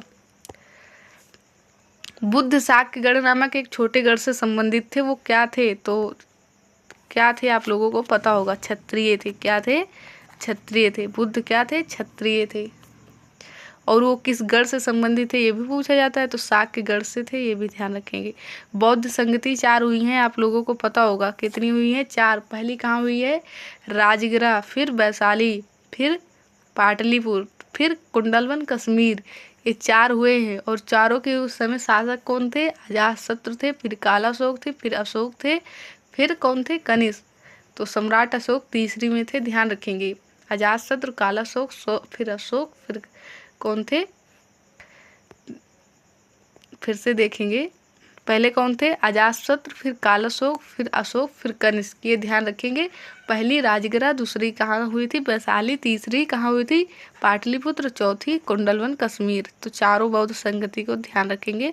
और जो गौतम बुद्ध थे वो शाक्यगढ़ से थे और वो एक क्षत्रिय थे। सिग्मोत्सव कहाँ होता है, तो सिग्मो, जेवियर, वांड्रम, चिक्कलकालू, सांजाओ, वास्को, ये सभी कहाँ के थे, उत्सव कहाँ के हैं, तो गोवा के हैं। सारों को ध्यान रखना बहुत इम्पॉर्टेंट है, सिग्मो, वांड्रम जरूर ध्यान रखिएगा। नेक्स्ट हम लोग देखते हैं, और यहाँ से ध्यान रखना चाहे तो आंध्र प्रदेश से आप लोगों को पता होगा, फ्लेमिंगो एक है, कल्याणी अम्मा विशाखा है, जो कि बहुत पूछा जाता है, इम्पॉर्टेंट है, ध्यान रखेंगे। हिमाचल प्रदेश का कौन कौन निम्नलिखित में से किस गुप्त शासक ने विक्रमादित्य की पदवी ग्रहण की थी, तो अब आप लोगों को पता है कि इसमें फिक्स है, या तो पूछा जाएगा कि गुप्त यानी कि किस वंश के समय को प्राचीन भारत का स्वर्ण युग कहा जाता है, ये पूछा जाता है। एक पूछ लिया जाता है कि आप लोगों को पता है कि हर्षण किसके दरबारी कब हैं, बाण भट्ट किसके दरबारी कब थे, पहला आने वाला चीनी यात्री कौन था। तो ये सब सारे क्वेश्चन ऐसे हैं जो कि हर साल पूछे ही जाते हैं, तो बिल्कुल इन्हें रट लेना है। तो निम्नलिखित में से किस गुप्त शासक ने विक्रमादित्य की पदवी ग्रहण की थी, तो राइट आंसर क्या हो जाएगा, चंद्रगुप्त द्वितीय। राइट आंसर क्या हो जाएगा, चंद्रगुप्त द्वितीय। विक्रमादित्य की पदवी किसने ग्रहण की थी, चंद्रगुप्त द्वितीय ने ग्रहण की थी। और यहाँ से ये ध्यान रखेंगे कि जो समुद्रगुप्त थे उन्हें भारत का नेपोलियन कहा जाता है। समुद्रगुप्त को भारत का नेपोलियन, पूछा जाए कि भारत का नेपोलियन किसे कहा जाता है, तो ध्यान रखेंगे समुद्रगुप्त को। और किसने कहा था, तो विंसेंट स्मिथ ने कहा था, ये भी ध्यान रखेंगे। और आइए अब यहाँ से गुप्त वंश के जो क्वेश्चन बनते हैं, एक पूछा जाएगा क्वेश्चन कि गुप्त वंश के संस्थापक कौन थे, और एक पूछा जाएगा कि अंतिम शासक कौन थे। तो यहाँ से एक ट्रिक ध्यान रखेंगे, गुप्त वंश के शासक को याद करने की एक ट्रिक अच्छी सी है, क्या, सोच सोच के कस के भागा विष्णुगुप्त। ये ट्रिक अच्छे से याद कर लेंगे आप लोग, यहाँ से सारे शासक याद हो जाएंगे। देखिए स से हो जाएगा श्रीगुप्त, चा से हो जाएगा चंद्रगुप्त प्रथम, फिर सा से हो जाएगा समुद्रगुप्त, फिर चा से हो जाएगा चंद्रगुप्त द्वितीय, फिर का से क्या हो जाएगा कुमारगुप्त, और सा से क्या हो जाएगा स्कंदगुप्त, भागा से हो जाएगा भानुगुप्त, और लास्ट में है विष्णुगुप्त, तो लास्ट में हो जाएंगे विष्णुगुप्त। तो ये ट्रिक याद रखेंगे, सारे शासक अच्छे से याद हो जाएंगे आप लोगों को, और पहले शासक श्रीगुप्त संस्थापक हो जाएंगे और अंतिम शासक विष्णुगुप्त हो जाएंगे। यहाँ से चंद्रगुप्त द्वितीय को ध्यान रखेंगे कि इन्होंने विक्रमादित्य की पदवी ग्रहण की थी, और यहाँ से समुद्रगुप्त को ध्यान रखेंगे कि इन्हें भारत का नेपोलियन कहा जाता है। ये सारे क्वेश्चन आप लोग ध्यान रखेंगे, सारे क्वेश्चन इंपॉर्टेंट है। आइए नेक्स्ट क्वेश्चन देखते हैं। गुप्त वंश से जितने क्वेश्चन बनते हैं इसी क्वेश्चन के माध्यम से हम लोग सारे क्वेश्चन यहीं पर देख लेते हैं। क्वेश्चन है कि गुप्त काल के चांदी के सिक्कों को क्या कहा जाता है। ये भी क्वेश्चन आता है गुप्त वंश से। तो यहाँ के जो चांदी के सिक्के थे उसे रौप्यक कहा जाता है। क्या कहा जाता था? रूप्यक। और यहीं से पूछा जाता है कि हर्षेड किसके दरबारी कवि थे। तो हर्षेड किसके दरबारी कवि थे? तो ध्यान रखेंगे समुद्रगुप्त के थे। और यहीं से ध्यान रखेंगे आप लोग क्या कि जो समुद्रगुप्त हैं इन्हें एक सिक्के पर बीड़ा बजाते हुए दिखाया गया है, यानी कि एक सिक्का मिला है जिस पर ये बीजा बजाते हुए उस पर छपे हैं। तो पूछा जाता है कि किस शासक की पिक्चर जो है वो बीड़ा बजाते हुए सिक्के पर छापी गई है। तो ध्यान रखेंगे समुद्रगुप्त। और समुद्रगुप्त के दरबारी कवि हर्षेड थे, ये भी ध्यान रखेंगे। और इन्हें भारत का नेपोलियन भी कहा जाता है। किसने कहा था? तो विंसेंट स्मिथ ने।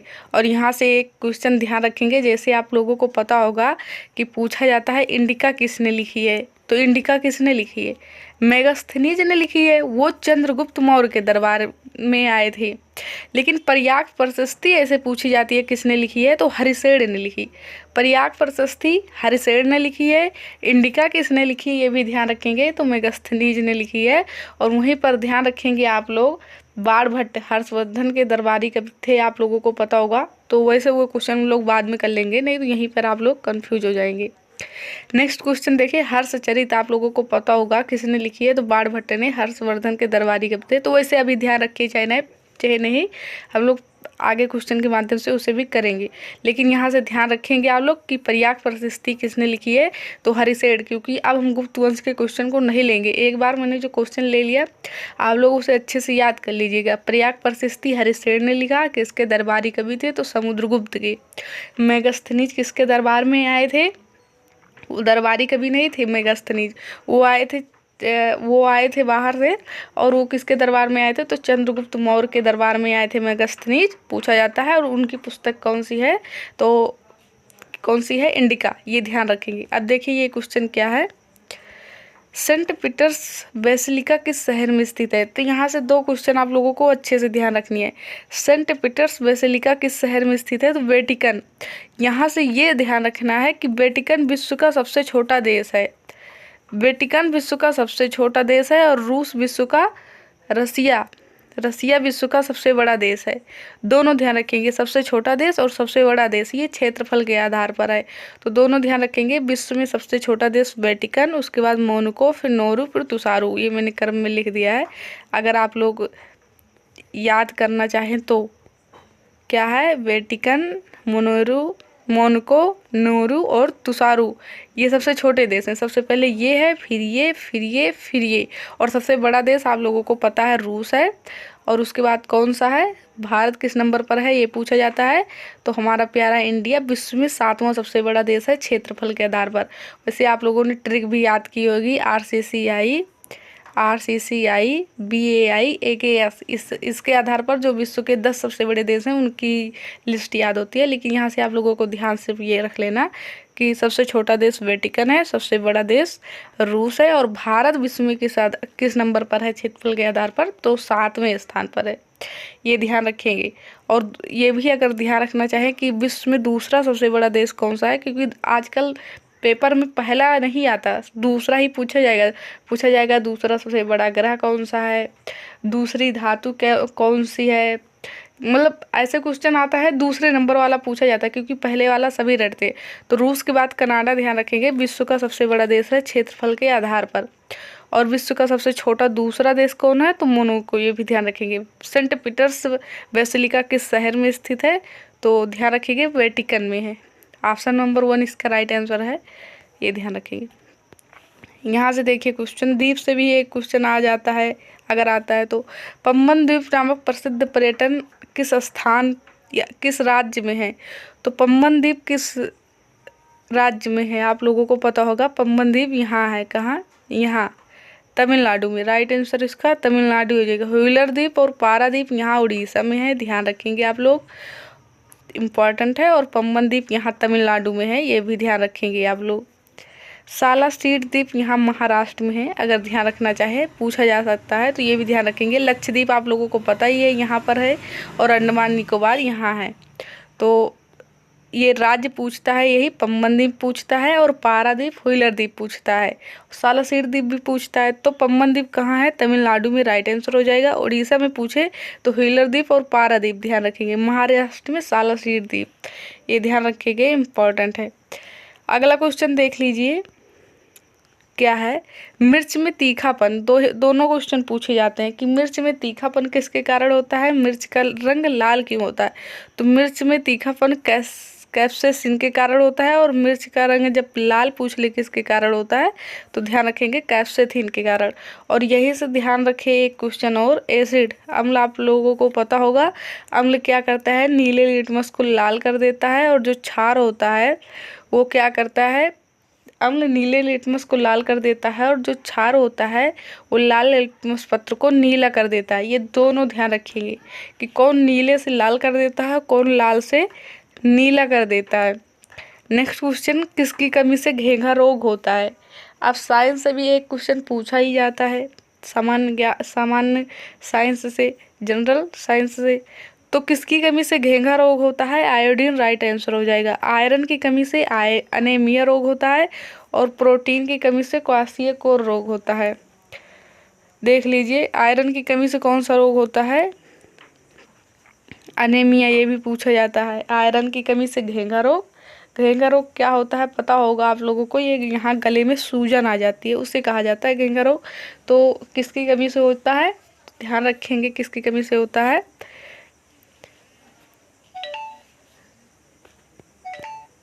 तो ध्यान रखेंगे कि आयरन की कमी से कौन सा रोग होता है? एनीमिया। और आयोडीन की कमी से कौन सा रोग होता है? तो घेंघा रोग। दोनों क्वेश्चन ध्यान रखेंगे। अब गांधी जी से एक क्वेश्चन ना आए ऐसा तो बिल्कुल होता ही नहीं है, आएगा जरूर एक क्वेश्चन। गांधी चाहे किसी भी शिफ्ट में आए लेकिन आएगा जरूर। गांधी जी, अब गांधी जी से कई क्वेश्चन बनते हैं, उन्होंने कई सारे आंदोलन किए थे, आप लोगों ने अच्छे से पढ़ा भी होगा। गांधी जी दक्षिण अफ्रीका से कब लौटे? तो गांधी जी दक्षिण अफ्रीका से कब लौटे? 9 जनवरी 1915। मैंने आप लोगों से कहा था कि मैं 6 दिन में आप लोगों के पूरे सिलेबस को कवर करवा दूंगी, लेकिन आप लोगों का कोई रिस्पांस आया नहीं उस पर अच्छा, इसलिए मैंने वो सीरीज बंद कर दी। सिर्फ मैंने एक पॉलिटी का वीडियो डाला है, तो अगर आप लोग उसे देखना चाहें तो उसे देख सकते हैं। उससे 2 नंबर बिल्कुल आप लोगों के फिक्स हो जाएंगे। तो चलिए देखिए, गांधी जी दक्षिण अफ्रीका से कब लौटे? तो 9 जनवरी 1915। और इसी कारण आप लोगों को पता होगा कि 9 जनवरी को क्या मनाया जाता है? प्रवासी भारतीय दिवस। और इस बार आयोजन कहाँ करवाया गया था? तो उड़ीसा में। ये करंट का क्वेश्चन बनेगा। तो 9 जनवरी 1915 को गांधी जी दक्षिण अफ्रीका से वापस आए थे, इसलिए 9 जनवरी क्या मनाया जाता है? भारतीय प्रवासी दिवस। अब गांधी जी से यहाँ थोड़ा क्वेश्चन देख लीजिए जो आ सकते हैं। गांधी जी ने चंपारण सत्याग्रह कब किया था? तो 1917 में। और अहमदाबाद मिल मजदूर आंदोलन और खेड़ा आंदोलन कब किया था? तो दोनों किया था 1918 में। ये पॉइंट यहाँ से ध्यान रखेंगे। और इसके बाद फिर क्या हुआ था? चंपारण सत्याग्रह 1916 में ध्यान रखना चाहे तो ध्यान रख सकते हैं कि उन्होंने एक आश्रम की, साबरमती आश्रम की स्थापना की थी। 1917 में चंपारण सत्याग्रह हुआ। 1918 में अहमदाबाद मिल मजदूर आंदोलन और खेड़ा आंदोलन ये किया। उसके बाद 1920 में आप लोगों को पता होगा असहयोग आंदोलन की शुरुआत हुई। लेकिन क्या हुआ कि 5 फरवरी 1922 को, आप लोगों को पता है, ये भी क्वेश्चन बहुत आता है, चौरी चौरा कांड हुआ। कब हुआ था? 5 फरवरी 1922 को चौरी चौरा कांड हुआ। कहाँ पर हुआ? तो उत्तर प्रदेश के गोरखपुर में हुआ था। गोरखपुर में चौरी चौरा कांड हुआ। इसमें क्या हुआ था कि एक थाने को कुछ लोगों के द्वारा जला दिया गया था। उसमें एक थानेदार और कई कर्मचारी, पुलिस कर्मचारी उसमें जलकर मर गए थे। तो जिसके कारण गांधी जी ने 11 11 फरवरी 1922 को क्या किया, इस आंदोलन को वापस कर दिया, मतलब बंद कर दिया, रोक दिया। तो पूछा जाता है कि चौरा चौरी कांड कहाँ हुआ था, तो गोरखपुर में हुआ था। कब हुआ था, 5 फरवरी 1922 को। और गांधी जी ने असहयोग आंदोलन को वापस कब ले लिया, कब रोक दिया, तो 11 फरवरी 1922। अगर ये 11 फरवरी डेट ध्यान न रख पाए तब भी ये ध्यान रखेंगे 1922 कि गांधी जी ने असहयोग आंदोलन की समाप्ति कब की, तो 1922। शुरू कब किया, 1920, समाप्त कर दिया 1922 में। किसके कारण, तो चौरी चौरा कांड 1922 में जो हुआ था उसके कारण। अच्छा, 1922 में ये हुआ, उसके बाद 1923 में क्या हुआ ये ध्यान रखेंगे। जैसे ही गांधी जी ने इसे बंद किया, गांधी जी ने जैसे ही इसे बंद किया, स्वराज पार्टी का गठन किया गया। पता होगा आप लोगों को, मोतीलाल नेहरू, चित्तरंजन दास जी द्वारा स्वराज पार्टी का गठन किया गया इलाहाबाद में। ये भी पूछा जाता है कि स्वराज पार्टी का गठन कब किया गया था, तो 1923 में किया गया था। किसके द्वारा, तो चित्तरंजन दास जी द्वारा, और किसके द्वारा, मोतीलाल नेहरू, दोनों लोगों ने मिलकर इसका गठन किया था। और इसके बाद 1924 में गांधीदास समझौता भी हुआ था, जो कि बहुत पूछा जाता है कि गांधीदास समझौता कब हुआ था, तो 1924 में हुआ था। ध्यान रखेंगे, बहुत ही इम्पोर्टेंट है। 1923 में क्या हुआ, स्वराज पार्टी गठन, 1924 में गांधीदास समझौता। और उसके बाद से अब यहाँ से एक क्वेश्चन ये ध्यान रखेंगे, फिर गांधी जी ने बाद में क्या चालू किया, सविनय अवज्ञा आंदोलन। क्या चालू किया, सविनय अवज्ञा आंदोलन। कब से, 1930 से 1934 तक ये चला था। बहुत ही पूछा जाता है, ध्यान रखेंगे। 1930 से 1934 तक सविनय अवज्ञा आंदोलन चालू हुआ था। और जब 1930 में सविनय अवज्ञा आंदोलन चालू हुआ तो किसके द्वारा इसे चालू किया, तो 6 मार्च को क्या हुआ था, 6 मार्च को गांधी जी ने 1930 में दांडी मार्च यात्रा शुरू की थी, और ये जाकर 12 मार्च को ख़त्म हुई थी। टोटल 34 दिन ये यात्रा चली थी।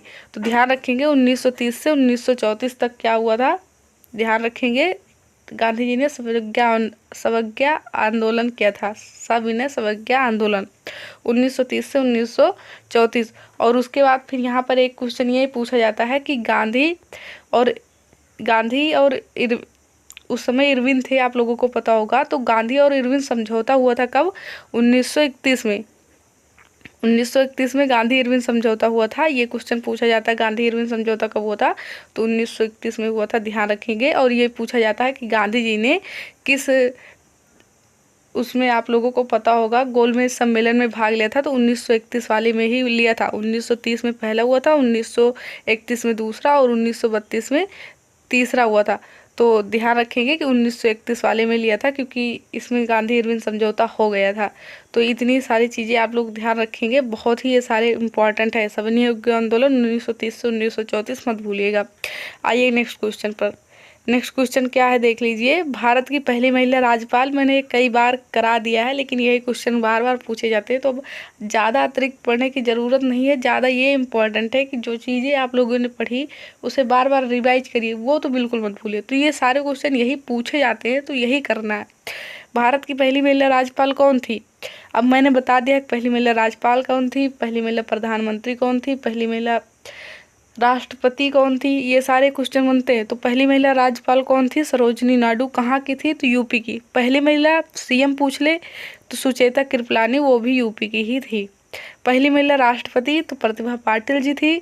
और उसके बाद पहली महिला प्रधानमंत्री तो वो कौन थी, इंदिरा गांधी। और यहीं से क्वेश्चन बनता है, ध्यान रखेंगे कि कांग्रेस की पहली महिला अध्यक्ष कौन थी, तो एनी बेसेंट। कांग्रेस की पहली महिला भारतीय महिला अध्यक्ष कौन थी, कांग्रेस की पहली भारतीय महिला अध्यक्ष कौन थी, तो वो ध्यान रखेंगे सरोजिनी नायडू जी। 1925 में कानपुर अधिवेशन में उन्होंने अध्यक्षता की थी। और 1924 में किसने की थी, तो 1924 में किसने की थी, गांधी जी ने की थी, बेलगांव में। और ये कांग्रेस का 40वां अधिवेशन था। गांधी जी ने कांग्रेस के मात्र एक अधिवेशन में अध्यक्षता की थी, वो था बेलगांव अधिवेशन 1924। ध्यान रखेंगे। अगला क्वेश्चन देखिए। अब यहाँ से क्वेश्चन देश के राजधानी से एक क्वेश्चन बनेगा, या तो मुद्रा पूछा जाएगा या तो उनकी कैपिटल पूछी जाएगी। तो कतर की राजधानी क्या है, कतर की राजधानी क्या है, कतर देश की राजधानी दोहा है। अच्छा, बैंकॉक किसकी राजधानी है, तो थाईलैंड की। पेरिस किसकी है, तो इसे कोई नहीं बोल सकता। क्यों, क्योंकि इस बार ओलंपिक कहाँ हुआ था, पेरिस में। यहाँ से क्वेश्चन बनेगा ही, पेरिस ओलंपिक से एक क्वेश्चन आना ही है, फिक्स है। तो अब की बार ओलंपिक कहाँ हुआ था, पेरिस में। और पेरिस किसकी कैपिटल है, तो फ्रांस की। फ्रांस की राजधानी क्या है? फ्रांस की राजधानी क्या है? पेरिस, ध्यान रखेंगे। अच्छा, ऑस्ट्रेलिया की क्या है? बहुत पूछा जाता है। तो ऑस्ट्रेलिया की राजधानी कैनबरा है और यहाँ की मुद्रा कौन सी है? तो डॉलर, ध्यान रखेंगे। तो ऑस्ट्रेलिया की राजधानी क्या हो गई? कैनबरा। पेरिस किसकी राजधानी है? फ्रांस की। बैंकॉक थाईलैंड की है और कतर की राजधानी दोहा है। आगे आएंगे नेक्स्ट क्वेश्चन पर हम लोग। और देश की अगर आप लोगों को, जैसे आप लोगों को पता होगा कि चीन की राजधानी कौन सी है? बीजिंग। वहाँ की जो मुद्रा है उसे युआन कहते हैं। जापान की राजधानी टोक्यो, वहाँ की मुद्रा क्या है? तो येन है। बांग्लादेश की राजधानी या कैपिटल ढाका, वहाँ की करेंसी टका है। जैसे पूछा जाए भूटान का, तो आप लोगों को पता होगा कि वहाँ की जो कैपिटल है वो थिम्पू है और वहाँ की जो करेंसी है वो नुगल ट्रम है। बांग्लादेश आप लोगों को पता है। म्यांमार की आप लोगों को पता होगा। म्यांमार की राजधानी, म्यांमार की जो करेंसी है उसे क्या कहते हैं? मलेशिया। कुआलालंपुर राजधानी, करेंसी वहाँ की रिंगिट। तो ये सारे क्वेश्चन बनते हैं, आप लोगों ने याद किए होंगे। संवैधानिक उपचारों के अधिकार का वर्णन भारतीय संविधान के किस अनुच्छेद में किया गया है? तो ये मैंने संविधान वाला वीडियो, एक कंप्लीट वीडियो बनाया है, अगर नहीं देखा तो उसे देख लीजिए, वहाँ से 2 नंबर फिक्स है। संवैधानिक उपचारों का अधिकार का वर्णन भारतीय संविधान के आर्टिकल 32 में कहा है, दिया गया है। और डॉक्टर भीमराव अंबेडकर जी ने इसे संविधान की आत्मा और हृदय भी कहा है, ध्यान रखेंगे, पूछा जाता है। भारतीय संविधान के अनुच्छेद 17 में किसका वर्णन है? तो छुआछूत के अनटचेबिलिटी की बात की गई है, उसके अंत की बात की गई है, तो राइट आंसर हो जाएगा। अगला क्वेश्चन देखेंगे। जीवन का अधिकार, निजता का अधिकार, दोनों करके पूछा जाता है। एक क्वेश्चन किस में दिया गया है? तो जीवन का अधिकार, ध्यान रखेंगे, आर्टिकल 21 में है। ये क्वेश्चन देखिए, क्वेश्चन नंबर 13 क्या है? समान नागरिक संहिता, ये 4 मैंने बताया था, देखिए 4 बिल्कुल सेम है ना। तो समान नागरिक संहिता किस में है? अनुच्छेद 44 में। 40 में पंचायत है। 51 में क्या है? तो अंतर्राष्ट्रीय शांति एवं सुरक्षा की बात की गई। और आर्टिकल 50 में क्या है? तो कार्यपालिका और न्यायपालिका के अलग होने की बात की गई है इसमें। अंतर्राष्ट्रीय शांति एवं सुरक्षा का उल्लेख आर्टिकल 51 में है। कुरु महाजनपद की राजधानी क्या थी? कुरु महाजनपद की राजधानी क्या थी? तो 7 से 8 क्वेश्चन आना है, मैंने उसके डबल क्वेश्चन इसमें लिया था, 15 क्वेश्चन। तो कुरु महाजनपद की राजधानी क्या थी? इंद्रप्रस्थ। अब पूछा जाता है कितने महाजनपद थे? तो टोटल महाजनपद कितने थे? तो अंगुत्तर निकाय, और आप लोगों को पता होगा कि इससे साक्ष्य मिला था सबसे पहले, तो इसके द्वारा बताया गया था कि 16 महाजनपद है। उसमें से किसी भी जनपद की राजधानी पूछा जा सकता है या उनमें से पूछा जा सकता है। 4 ऑप्शन दे दिया जाएगा तो पूछा जाएगा इसमें से कौन सा महाजनपद नहीं है, तो उसके नाम भी ध्यान होना जरूरी है। कौन सा है? तो मगध, अंग, वज्र, काशी, कौशल, मल्ल, वत्स, कुर, पांचाल, सूरसेन, चंदी, मत्स्य, अस्मक, काम्बोज, गंधार, ये 16 महाजनपद है, ध्यान रखेंगे। और कुरु महाजनपद की राजधानी क्या थी? तो इंद्रप्रस्थ थी, ये भी ध्यान रखेंगे। तो आई होप आप लोगों को वीडियो पसंद आया होगा। वीडियो पसंद आया हो तो वीडियो को लाइक जरूर करिएगा और अपने फ्रेंड्स के पास शेयर जरूर कीजिएगा। Thank you for watching this video.